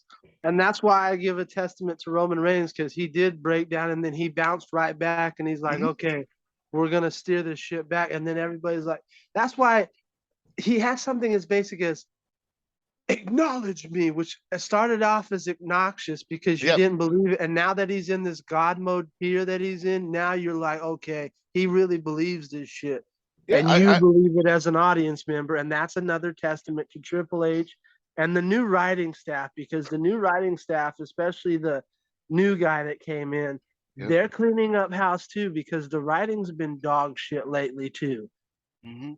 That's why I think Sasha is coming back, because not only is the old man gone, but now the writing staff and Hunter is in control of how certain storylines are told, and maybe she'll finally get her way that she's been wanting. Good storytelling for her character. Yeah. And So, she still wants to honor like the Latino heat, right? Like she still yeah, wants to do the thing that she wants to be the bad guy that that everybody loves, that like that's gonna find yep. a way, every single way to win. She wants to be that Eddie Guerrero because Yeah. that's her idol. She Yeah. idolizes Eddie. So we'll see what happens. We're in the right direction. All I'm saying is we got a long way to go, but we're off to a very, very pleasant start. Yeah. Very pleasant start. We just need to clean Raw up a little bit. Yeah. And I want to get. SmackDown's the one that's killing it right now. SmackDown's the one that's hitting it out of the park on multiple Fridays. Raw needs a lot of the tender love and care. Yeah. I want that fucking T-shirt, Pinhead. Yeah, I do too. You want that. You want that shirt. You want that honorary oos. Yeah, But I love these guys. Like it's and I've been, it's I'm not even I'm not even a fan of the bloodline or anything like that. Like just by I'm not over the moon about them, but I'm starting to come around quite a bit. I'm starting, yeah, they're especially with Roman performers. Reigns, proving himself, especially after battling leukemia for a second time, Hmm. battling it, surviving it, and now going straight from that to this 2.5 year reign. That is an impressive feat for anybody, whether you're a wrestling fan or Hmm. not. That is impressive. Yep. He is in God mode. That ain't just a gimmick. He is in God mode right now. And the brother too, the other brother, Solo, he's good. Yes. Yeah, he is. I was very surprised because when I saw him in NXT, I'm like, oh, do we need another one? Do we really need another Rock Lenny? But he proved me wrong, because he Yeah. can go for as green as he is. He can Um. go, and that's why I'm giving credit to Logan Paul. Logan Paul's only had this is his fourth match technically. Yeah. He was fantastic. He was doing moves he had no business doing, and he pulled them off with almost flawless effort. Except for that, Wow. except for sweet chin music. Except for the sweet chin music. Other than that, he pulled it off with almost flawlessness. He's better than a lot of guys in AEW who've been doing this for 6 years. Wow. Yeah, that's why like That's when insane. Mike, I hate the Pauls. Like Right. So do Right. That's why it makes me I sick told you to say I this. hate everything about these fucking people that like want to be clout chasers and all that stuff. But he found something he loves. He Mhm. loves wrestling, and I don't know, I don't understand it. I don't understand why this fucking millionaire wants to risk his life and limb just to fucking wrestle. But he found it and he loved it, and I'm like, All right. Good for him. Just don't Entertain us. disrespect another culture. You know what I Yeah, mean? Exactly. don't go to Japan because like Japanese Yeah. people will fucking kick your ass. Exactly. And he did get busted up pretty bad in the match at Crown Yeah. Jewel, so he is kind of hurt a little bit. But that's That's the fine. testament of that's what that goes with the territory. You Yep. know, that's why we don't like the F word, the fake shit, because it's predetermined and scripted. It's not fake. These Yep. guys really get hurt. I mean, tell Owen Hart that him being killed is fake. Tell Yep. the guy in Mexico who got killed by Rey Mysterio on accident. Tell him it's fake. Who got his neck broken and he was DOA'd in the hospital. Like it's predetermined and it's scripted. It's not fake. And this Yep. kid got busted up, but that's a testament to his dedication and his Yep. craft to this business. I hate the brothers Paul too. I can't stand them. Mhm. But I have to give credit where You have to credit give is them due, props. especially to Logan. Logan is taking this serious and he's not making a mockery of it because I can see it in his training and the effort that he's putting in these matches. Like I said, this is only his fourth match and he's better than some of these 6-7 year veterans in AEW. He Wow. doesn't even botch as much as Hangman Adam Page does, and Adam Page has Oh been in the wow. business for 10 fucking years.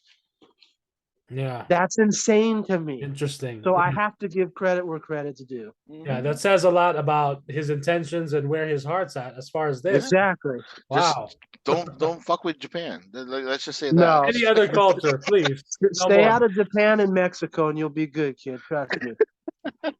Ah, goodness gracious. Yeah. Well, that's So awesome. that's that. Yeah. And that's the wrestling news. Nothing else to say on that front because there's And then no news. I know you also wanted to mention David Gordon Green. So I'm gonna leave that monster alive. I'm just gonna do a couple of updates in the horror movie realm because that's far more important than giving David even more sunshine because he made up a bullshit excuse of why, and we all know it's wrong. He even knows it's wrong, so I'm not even gonna give him the time of day. So we'll do real quick because this will interest a lot of people.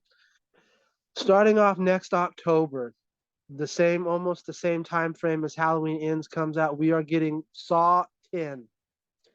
And Tobin Bell is returning as his, I don't know how, but he is returning as his John Kramer character for Saw 10. I saw that. We don't know in what capacity, we don't know how, but Tobin Bell is returning. So that's one bit of fantastic news because it's not even a guilty pleasure to me, excluding the Chris Rock Saw. I love all the fucking Saw movies, even the terrible ones. I love them because they're great. Halloween, October, because it's a tradition, especially with me and my mother. Every October, we knew that next Saw movie's coming out. We got to go see how people are grotesquely dispatched this year.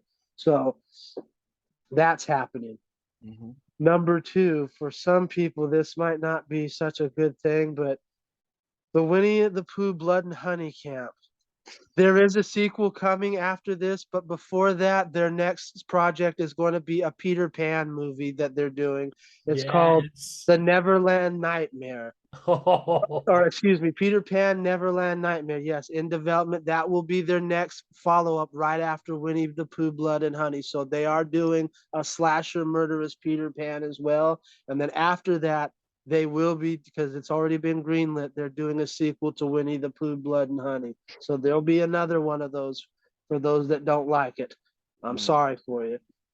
There's also going to be a Grinch movie that's going to be a slasher horror movie as well. Yes, I heard about that too. Yeah, I'm like, here we go.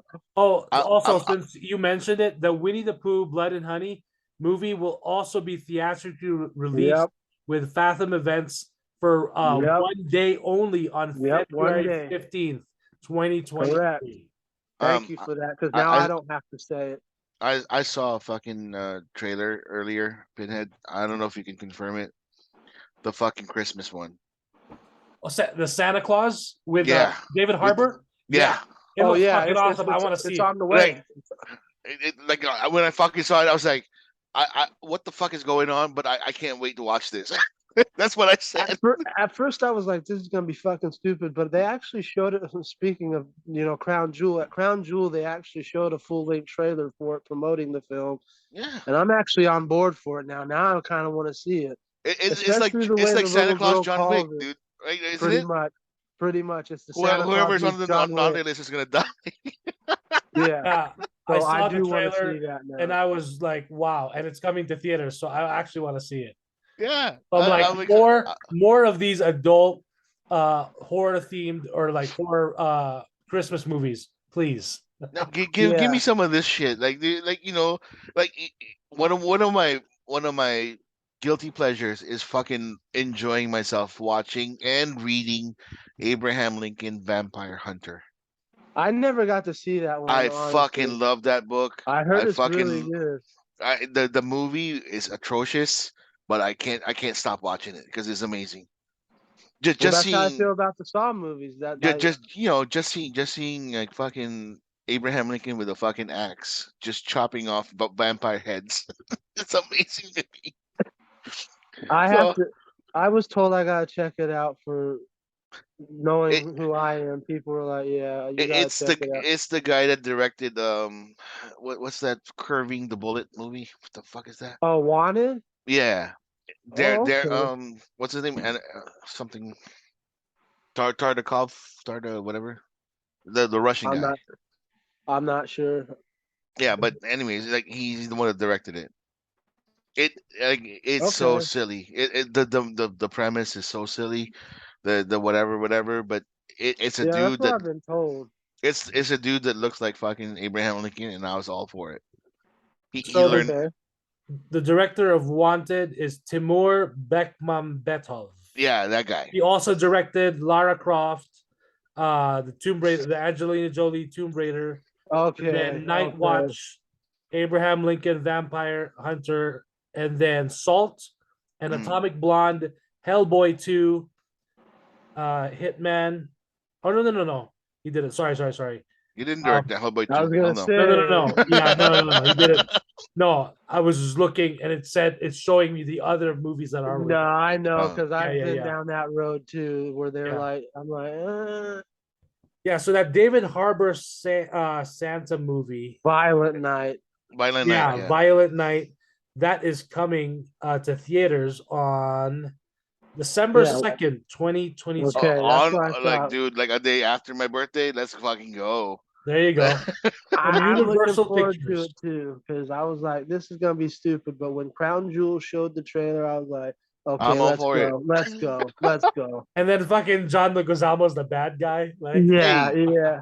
I'm like, wait, he's the evil elf? Is that what it is? Because he's short and shit. maybe, Is that what it is? maybe he was a disgraced elf. Oh my god. He's Okay. like, fuck this shit. But yeah, Fuck North America. David Harbour as Santa. Like, I was like, wow. I'm all for it. Yeah, the little I- girl's like, Santa, save us. You know, I hate his version of Hellboy. I hate his thing in Stranger Things. But I never like got David to see Harbour. that So Hellboy of his. It's terrible. Yeah. Oh. It is it's gonna break horrid. your heart, Mike, if you're a fan of Hellboy. It's gonna break I your like heart. the first. The second one I don't even remember seeing. The first one I really liked. Whoa! I don't remember seeing the second. Maybe I did. I can't even remember. That's the Well, most important one was the second Golden one. Army. even the fact that you've seen the first one is enough to stay away from. I mean, I Yeah. would tell you to check it out because you're that, but you're not gonna like it. Yeah. Even with your optimism, you're gonna be like, That "This is Prince fucking-" Nuada. Prince The Nuada. worst part about it is it's really boring. That's the problem. No, It's yeah exceptionally boring. the new one. The Prince No, Nawada is the that's not. second. Prince Nawada is on the second Hellboy. Yeah. I remember that Yeah. one. Maybe from the Yeah, trailer. the new one that's biggest crime, besides a lot of other things, is it's really boring. I mean, it's Oh, my exceptionally boring. Terrible. It's not the same. It's not the same as So, you still have some updates? I have Sorry one to final thing interrupt because you. people are asking me. I don't know, but everybody keeps asking me when is the new Scream 6 trailer coming out. It has to be coming soon because Scream 6 comes out March 31st of 2023. That's not that far away, and they've already finished wrapping. Holy shit! That's really.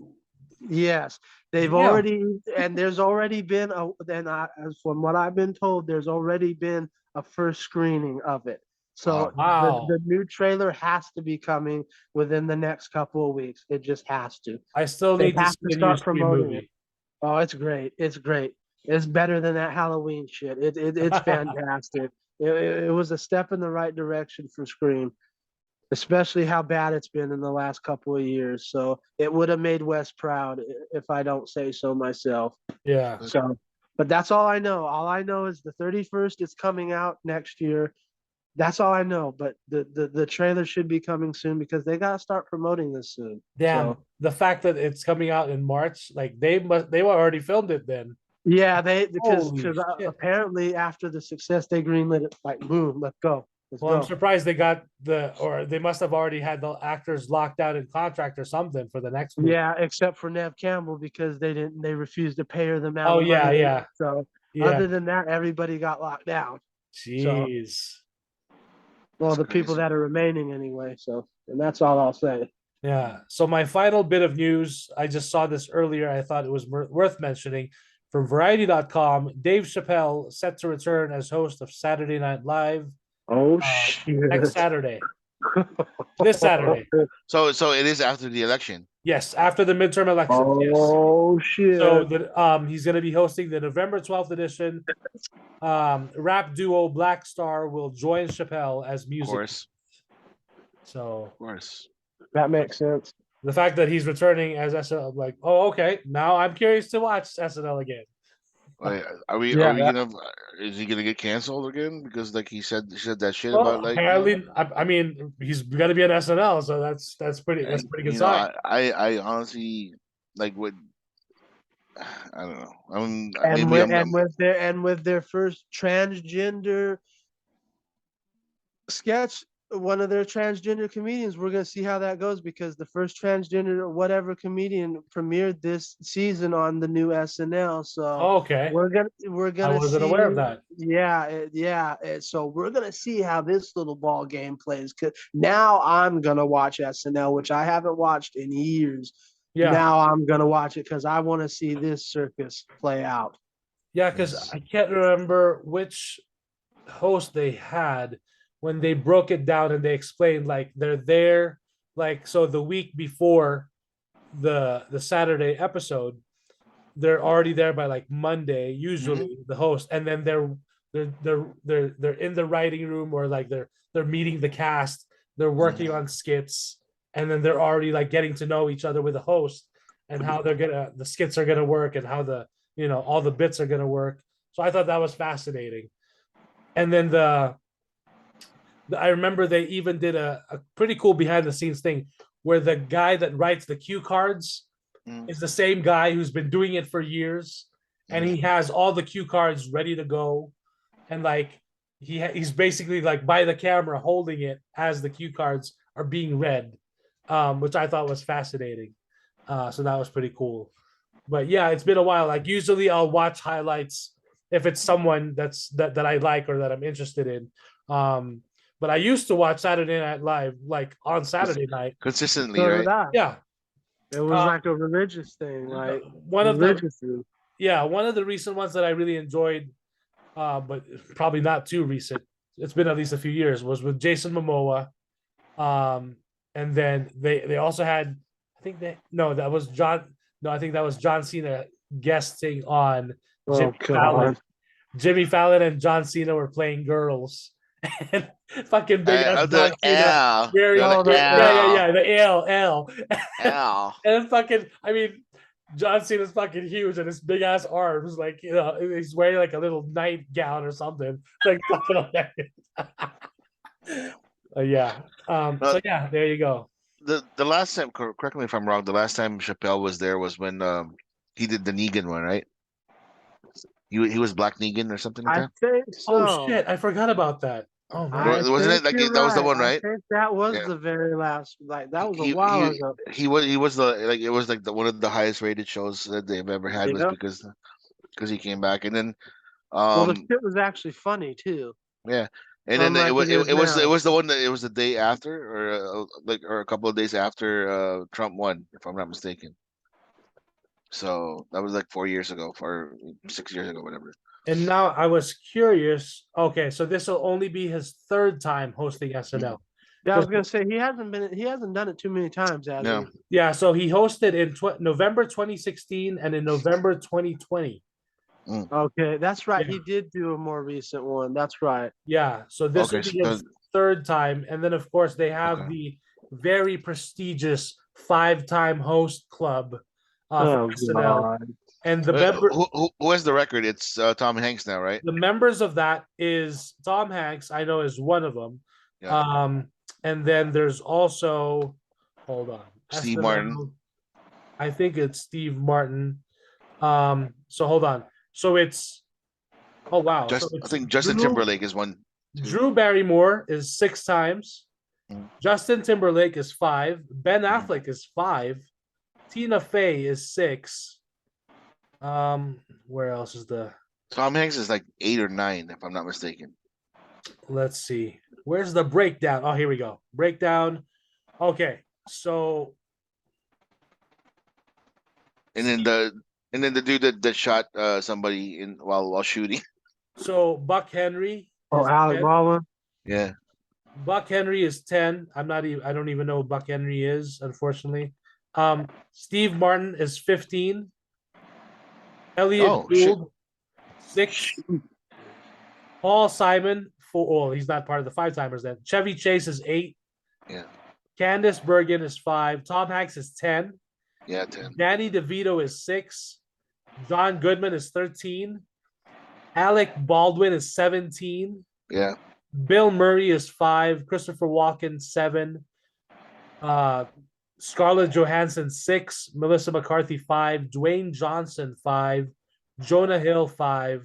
Will Ferrell is 5. Paul Rudd is 5. John Mulaney is 5. So there you go. That's awesome. Interesting. Baldwin's 17. That's insane. 17.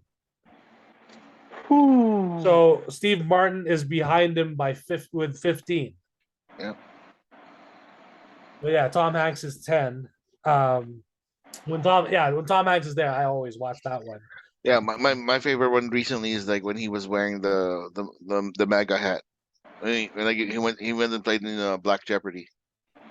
And then he I had remember. Yes, I remember that. and then he was had a more good- things in common with the black folks than people thought he had. Yeah, that was I was like laughing just because that like was hilarious. I don't know. It was funny. Oh, Just the way like they were like the one of the contestants was gonna give him a high five, and he fucking flinched like crazy. He was, right. okay, high five. Yeah. Yeah, there you go. That's all I got. Mike, I have a couple of recommendations in regards to movies. Okay. One is out in Netflix. The other one is out in Amazon Prime. Pinhead talked about this one on the one in Amazon Prime, and I want to talk about it because it's a fucking good ass movie. The Northman. Yeah, that movie was amazing. That movie is fucking amazing. You guys gotta watch it. Where's this on? Amazon Prime. Amazon Prime. Okay. It's Viking. Is basically the epitome of what Hamlet was supposed to be. Let's just say that it's a revenge movie. It's a whatever. It's the from the director that created the Vivitch. The witch. Yeah. So, but like he's very into historical. Like like everything has to be historical in his eyes. So like the language, the drama, all the things that they did in the Northman, it was amazing. You gotta watch it. You gotta check it out, Mike, because Yep. you'll really enjoy it. You'll enjoy it. It's It's pretty one of bloody. Robert's best movies. Robert Edgers did a great job on that too. It's pretty bloody. Let's just let's just say that too. Okay. So it's pretty. It's good. It's a great watch. Yeah. The second one is out of left field, and I fucking surprised myself for admitting that this is actually a great ass movie. And it kind of pisses me off because again, I'm not a fan of whatever they try to do because like some of the shit that they do is outlandish, and it's but then again, I'm a fan of superhero movies, so there you go. There's this Indian movie on Netflix called RRR. Yes, I've heard about that. Um, the director right now is like one of the hottest commodities in India right now. It's not even Bollywood. It's Tamilwood. It's the rival of Bollywood. Yeah. So their CGI is stupidly like outlandish. Right. The characters are mythical, even though they're like ordinary people, but it's mythical in the grandiose, like the most like obscene, grandiose type of thing that you'll ever do. Right. But then it's just them. There's always musical, but again, it's not Bollywood, but again, there's some songs in it, there's some dancing in it. It's a great watch. It's fucking amazing, Mike. I can't even say like when I saw it, I was just like, I can't believe I love this movie. Fuck this. What is wrong with me? And then I watched it again. Yeah. It, Well, it, it's I know it's a great movie. yeah, I've been seeing nothing but positive buzz about it. And it was also released in movie theaters, but I know Yeah, it's on Netflix right now, right? yeah, it's on Netflix right now. Yeah. It's from the guy that created this. I don't know. I mentioned it in the podcast somewhere before. About this the two movies that we saw, because there's a meme in one of the scenes that they did. There was like an active meme Uh-huh. of like ancient India, and they fired this big ass fucking cannonballs, and then it has like a big pieces of cloth, Uh-huh. and it covered the battleground, and then they set it on fire, type of Uh-huh. thing.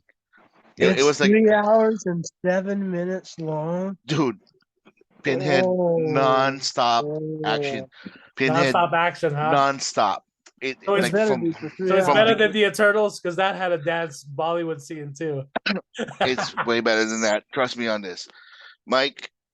When you talk about the Lord of the Rings, is nothing but a fucking walk in a That was a park. joke. Come It on. doesn't matter when you talk about the walk in a park and admitting gay love, which is fine. That's There's nothing wrong with that. yeah. If There's you nothing wrong showed with him, there's nothing wrong Sam. with yeah. There's nothing wrong with the homoeroticism in the Shire or in Middle Earth. There's nothing wrong with Love it. It's is fine. love. There's nothing Love wrong is with that. love, yeah. But love is love. But this movie, the bromance is amazing. The fucking fight scenes is amazing. The drama is amazing. The the villains are the most evil fucking villains you'll ever meet in your life. You'll fucking hate them when you see them. You'll know that they're villains because like they have that whatever that scowl that you fucking hate in Right. any villain. That's all them. They're gonna do the most evil things in the world. So everything is over the top. Like the heroes are over the top. The CGI is over the top. The musical is over the top. The dancing is over the top. The action, the drama, the fucking villains are over the top. Everything is crazy. You guys have to watch it. I can't even.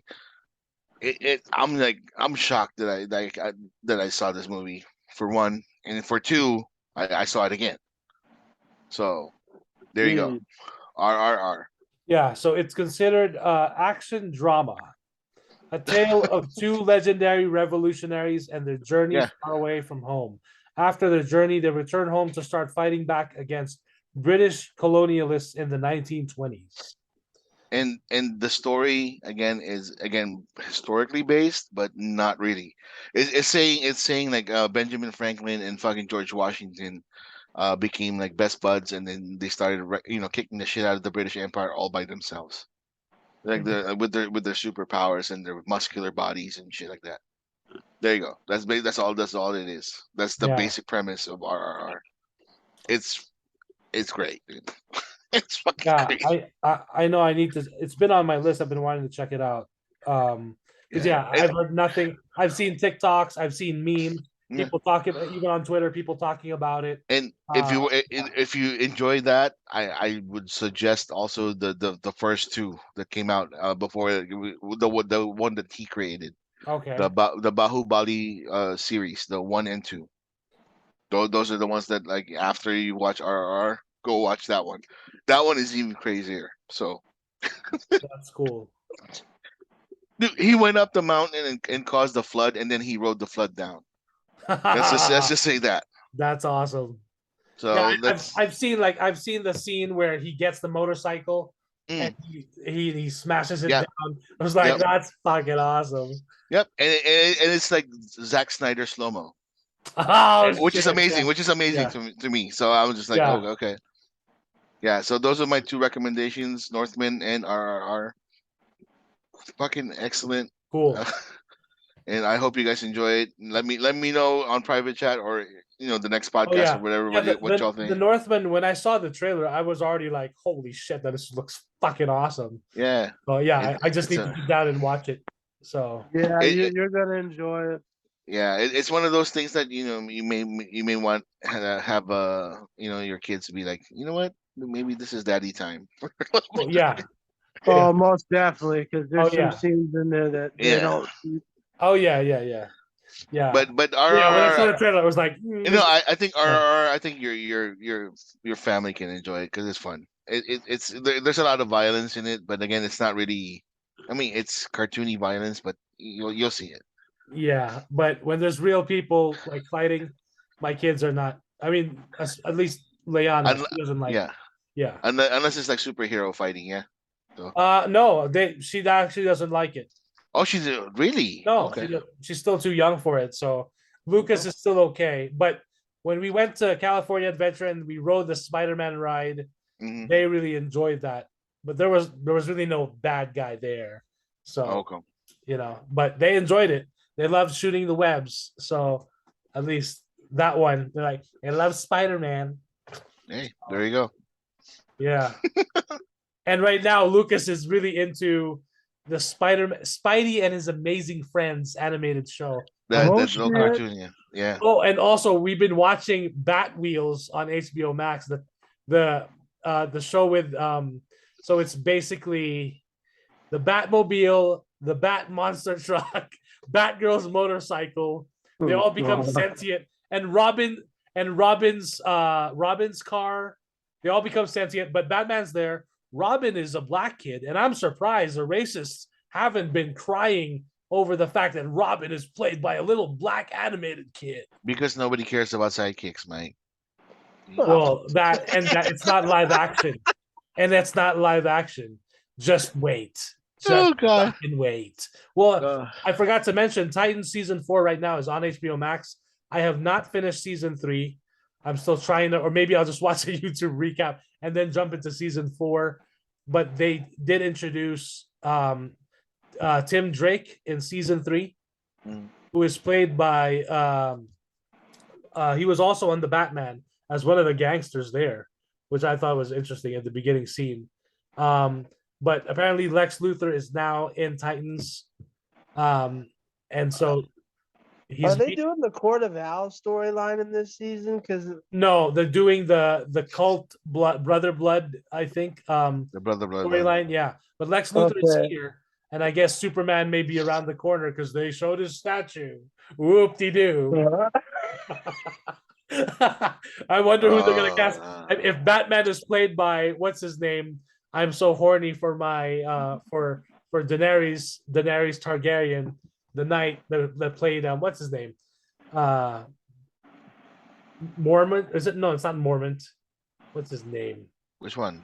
The guy who played Bruce Wayne in Titans, older Bruce. Oh yeah, the old guy. Yeah, Yeah, the yeah. old. The Mormont. wait, that's Yeah, okay. he's Mormont, right? He is Mormont. I know who you're talking Uh, about, but that's Batman. yeah, He well, was. yeah, He was. He Bruce was. Wayne. He was Bruce Wayne. You never see him. You never see him in the mask, in the cowl. You just Of saw course not. shadows. You saw Of course shadows not. of Batman. Um, hold on. What's his name? What's his get? Damn it. Jorah Mormont. That's right. Jorah. Yeah, Yeah. Jorah. Lane. Is it Lane Glenn? Yeah. But he plays older Bruce Wayne, and older Bruce Wayne in Titans season 2. He even has a dance scene. He has a dance scene too. Oh Like, God. I'm like, wow, they're working in Bruce Wayne dancing with some chicks. Like, okay. So Did you do yeah. the Batusi? No, he didn't. Oh, He should have. come on. By the way, I forgot to mention in Andor, the last 2 episodes, there's some deep cuts, nods to the original Star Wars: A New Hope. Some of the shots that they do. I was like, holy shit, that's a direct lift. Like, but that's cool. It's a nod. And even just some of George Lucas's earlier works like THX 1138. So I was like, oh shit, okay. Pretty cool without spoiling anything. So yeah, that's pretty much it. That's the show. Yep. Thank you guys for joining me. It's been fun once again. Yeah.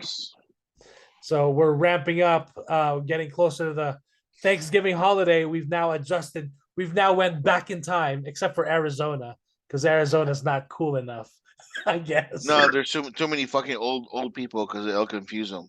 Like the elections, they're gonna confuse them. So I mean, So it's fascinating now because for the longest time I used to think, hey, fall back. If we move our clocks back 1 hour, we get an extra hour of sleep, which is good for everyone, or you get an extra hour to do whatever you want to do, whatever. we don't get shit. Well, yeah, that's interesting that Arizona doesn't do that. But now they're saying that it's very harmful for a lot of people. A lot more people get strokes or heart disease, heart attacks when we spring forward because people are basically losing an hour of sleep. There's more stress and all these related things like more. There's a study that they did that said more people get into a lot of car accidents in the springtime, spring forward, because a lot of people are losing sleep, losing rest. It's more stressful.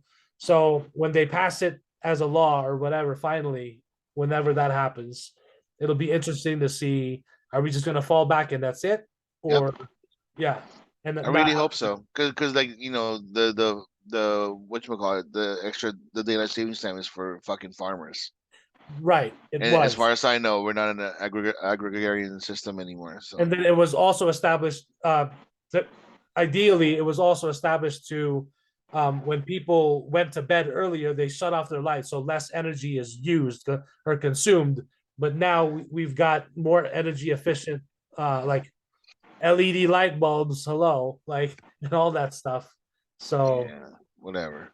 Yeah, it's just another form of control by the government. So fuck those guys. Oh, okay. You need to put on your tinfoil hat right now. I'm just saying, whatever. Okay, well, now that you bring it up, because I remember reading it. So, daylight saving time this year begins November 6th, and it'll end. Oh, forget when it'll end. Well, that's still how many months? One time in spring. Yeah, they're just gonna choose a day in spring. Like, oh, let's pick Wednesday, April 4th. Whatever, they're gonna be like, oh yeah, April 4th, we're gonna spring forward because idiots. I guess, but yeah, it's fascinating that Arizona does not participate. They're like, no, Arizona and Indianapolis, if I'm not mistaken, really? Indiana or like Indiana. It's either the whole state of Indiana or just the fucking vicinity where Indianapolis is. Well, Washington State's trying to make a push for it too. They've been trying, they actually have a law for it, but it hasn't been enforced. Yep. So interesting. Yeah, I never got fucking Oh, so according to Google, Hawaii and Arizona are the only two states in the U.S. that do not observe daylight saving time. However, several overseas territories do not observe daylight saving time. Those territories include American Samoa, Guam, Northern Mariana Islands, Puerto Rico, and the U.S. Virgin Islands. Yeah, because nobody cares because you're in paradise. I guess. It's fucking, I don't know, man. I'm just happy that there's too many old people in Arizona because it'll confuse them. Man, what the fuck is going on? Daylight savings bullshit. It's 4:00. No, it's 3:00, man. What the fuck are you talking about? There's that meme of oh, don't worry about your cell phones; and your computers, they'll automatically update.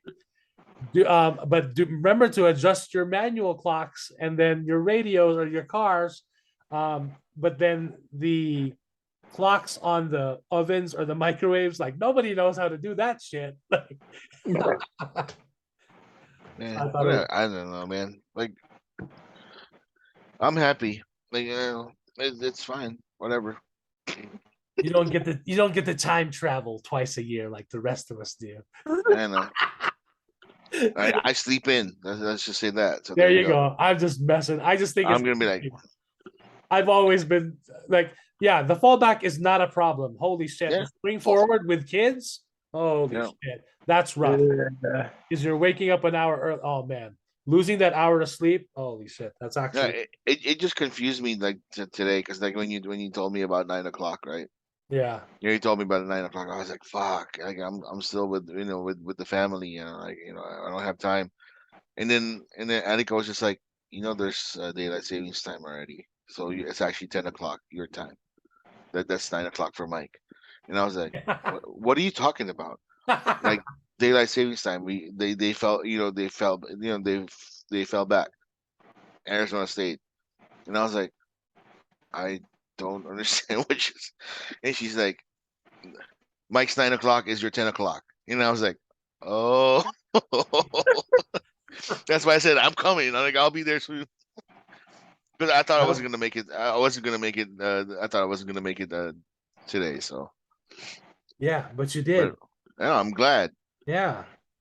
That's And good. and you know what I'm gonna be glad also if fucking Jester shows up one of these days again. God damn it. I know, right? Yeah, he Yeah. unfortunately got he He's like got so sick. busy with life Well, no, and he got sick. So hopefully he'll sick my ass, dude. Like rest up. whatever. He's sick of us. That's what it is. So now I'm curious. I did more Googling about Arizona. Mm, Arizona is on Mountain Standard Time. yeah, Arizona does not observe daylight saving time, with the exception of the Navajo Nation. yeah. Arizona previously observed daylight saving time beginning in 1918, but made the permanent change to standard time in 1968. Yeah, because there's a Time lot zone, of old ass people. yeah, yeah, back then they were like, fuck this shit. Fuck this, it's We're confusing. going to Fuck this. standard. Time zones in the United States developed in the mid 19th century to accommodate railroad schedules, which required standardizing time across the nation. Before the adoption of time zones, local communities each observed their own time schedules. That must have been fucking confusing. Yeah, you're late. No, I'm not. Yeah, no, I'm not. I'm on Filipino time. Like the fuck is Filipino time? Oh, that means like we're here when we're supposed to be. What do you mean? What time am I supposed to be here? You're supposed to be here at 2 o'clock. That's not what my clock says. Yeah, we've actually been doing our best every time now we're invited, especially to a Filipino party. Oh God. We show up. We try to we're actually been doing good about showing up right on time, and then everyone else is not there. But hey, we get first dibs on the food. So I'm It, like, it it's I'm no hungry. I'm it's here. no it's crazy. Like when you go to a Filipino party, Pinhead, and you're the first fucking people, and you're like, where the fuck is it? And then you Makes you immediately feel look at your weird. watch. It make you look at your watch and like, what time are we supposed to be here? Yeah, Like, everyone will and show then up Makes you like feel 3 fucking awkward. hours later. yeah. They're So like, you know what, where you at? I'm on the way, but they're really in the Mike, did I shower. tell you I almost had like a like I at my wedding invitation I almost had an inkling of creating like for Filipino time. You should have. You just put like 1 o'clock when it starts at 3, Yeah, and then I, we'll I show up on time. I was supposed to, but then I realized I'm like, no, I have way too many people that would actually want to show up on time because Well, it's a yeah, wedding. yeah, So I was just like, nah, I'm not gonna do that because like it'll confuse everybody, and then there'll be like a fucking Spanish mass, and and then they're gonna be like, where the fuck is the groom and the bride? yep. Oh yeah. Hilarious. Eh, So fucking yeah, Pinhead, have you checked out Joko's new show on Netflix? Which one? the Um, the latest one in L.A. Or is it L.A.? yeah, No, I'm trying to. What's the title? I wasn't even aware he has a new show. Yeah. Hold on. He fucking called out Netflix in this one. I loved it. Yeah, Oh yeah. Yeah. Jokoi live from the LA Forum. That's his Yep. new. No, I haven't seen that yet. Yeah, and then we also just recently watched. Here's a recommendation. Fluffy or Gabriel Iglesias, Stadium Fluffy. I was gonna. I had to think about that. I was like, what? But yeah, I remember Fluffy. I was like, Yeah. So no, I Gabriel know. Gabriel Iglesias or Gabriel Iglesias, Yeah. Stadium Fluffy. It was funny, and at the same time, it was pretty like emotional because he shared some stuff there. And it was like, wow, I did not, no one knew, like, about the stuff that he shares without spoiling it. But really fascinating stuff. And the fact that, man, he got to do he's the first comedian to fill Dodger Stadium. Like, that's pretty impressive. That's Oh, insane. Holy Those Doyers. yeah. Oh yeah. Yeah. See. Yep. Oh, Bill Burr in Colorado, the red what do you call that? Red Rocks. Okay. That one's a good one, the good show too.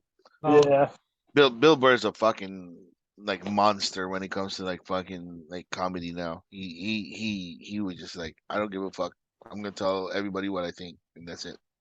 Bill Burr live He at Red Rocks. Okay. yeah, he's in that realm now, like where comedians are supposed to be comedians. Right. They shouldn't be pulling punches. They shouldn't be like mincing their words and everything like that. So So interesting that you mentioned that comedians are supposed to be comedians, because now on Twitter, which is now under new ownership from one Elon Musk, oh god, just today, what's her name? A comedian got banned. Um, what's her name? Her name's escaping me right now. she Kathy got banned. Griffin. Kathy No, Griffin. Oh, so she's not banned. Suspended. Or no, is she banned? I'm seeing suspended. I'm seeing banned. So let's go with NBC News. 3 hours ago, comedian Kathy Griffin suspended from Twitter after mocking CEO Elon Musk. It wasn't clear whether the suspension was a direct result of her ribbing the billionaire, but Musk warned that impersonator accounts without a parody label would be banned. Well, So I don't know why that would be an issue. She hasn't been a comedian in years. Like I'd hardly call her a comedian. she's So not even a she's not even a D-lister anymore, isn't she? no, She's not. she isn't. So Elon Musk tweeted, going forward, any Twitter handles engaging in impersonation without clearly specifying, quote, parody will be permanently suspended. Well, then Wait, you better so keep that same energy for everybody. Then, if that's the case. Right. what I'm gonna do is I'm gonna put my Twitter like with a fucking thing on my profile saying parody, so I can make fun of everybody. Is So, that what by it the is? way, Weird Al, you've been put on notice by Elon. You better make sure your ducks are in a row. Right. So, and some of the best accounts that I follow on Twitter are Jesus parody Christ. accounts, which is fucking hilarious. I follow God. I follow Yeah, Superman. God is funny. To be honest with you, I found like I follow Donald Trump. Wendy's. Donald Trump. Wendy's, yeah. Yeah, Wendy's is a parody account. Wendy's is fucking hilarious. Their tweets are fucking hilarious. And that now everyone's just Arby's, like all the other fast foods, like, oh, we're the cool club too. Let's all like tweet at each other. Nah, You nah, know, nah, nah. like we're cool too. McDonald's is stepping up their game too. Like, ooh, Fuck 'em, ooh. Wendy's is the OG. I Yeah, don't get Wendy's Exactly. was the OG. Everybody Exactly. knows that. Yep. Exactly. So, and then and then Elon Musk, not too long ago, just like earlier this week, was when he announced, like, hey, you want to have a blue check, a verified account? Yeah, It's you're 20 paying, bucks a bitch. month. It's 20 bucks a month. And Stephen King saying, fuck you, I'm not gonna pay 20 bucks a month. And Elon Musk said, okay, it'll be $8 a month. And like Stephen King's still like, fuck you, I ain't paying shit. Yeah, you should be paying me. Exactly. Who said you should be paying me? And it's funny and interesting because a lot of people deactivated their Twitter accounts in protest, and because like the whole thing about Elon Musk, like it's interesting because now, and like he also of course laid off or basically fired a bunch of not just executives but a bunch of employees. He pretty much fired them. So and I don't know if it was true that one of the Twitter employees, before they on the day they were fired, they temporarily banned Elon Musk from his own account.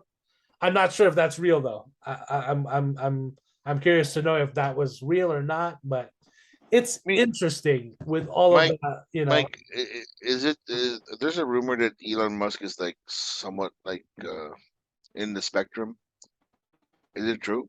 I'm not sure, but it seems like the way he talks sometimes, it seems like he may be, but I don't want to make that assumption. No, I assume because he's European, so I assume he just had a fucking accent, or whatever mannerisms of the way he speaks or something like that. So I never knew that, because he fucking created, I don't know. What did he create? Well, he created the company that stole the name from like Nikolai Did he Tesla. create that, or he just funded it because Well, he had money from mommy and daddy? he created the company. Sure, I'm just saying he created the company that did that and funded it. Yeah, provided a lot of jobs in Reno. sure. Ca- Okay, caused the nasty traffic jam that it is the Spaghetti Bowl right now. it isn't bad. It's when there's a snowstorm. There you go. So good luck with So that. if he's banning parodies, I wonder if he's gonna attack the kid that said, "I want to give a shout out to Elon Musk, the first black dude to own $1 billion company or some shit like." Because he's from South Africa, so That is true. Yeah, That is true that Elon Musk is South African.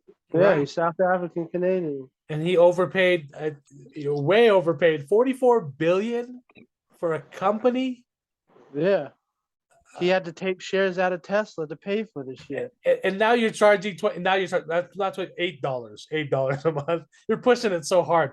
Like the fact that he was like begging Stephen King. I'm like, bro, you're fucking richer than Stephen. Why are you after his $20 or his $8 a month? Like that's Because the pathetic. $44 billion is a fucking gamble in which he fucking lost. Well, So, yeah, no shit, it is. Like, what the fuck? yeah, so Like, bro, you overpaid.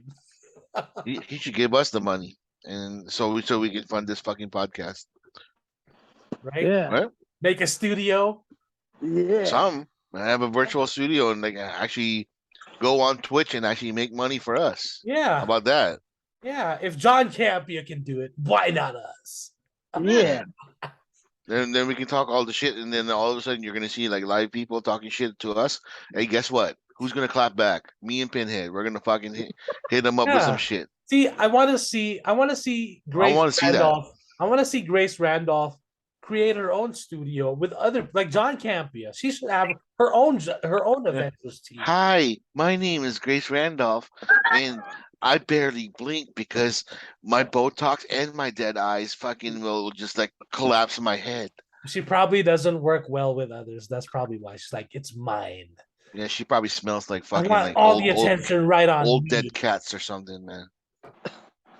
Fucking and also fuck Matt Ramos, okay? Fuck that guy.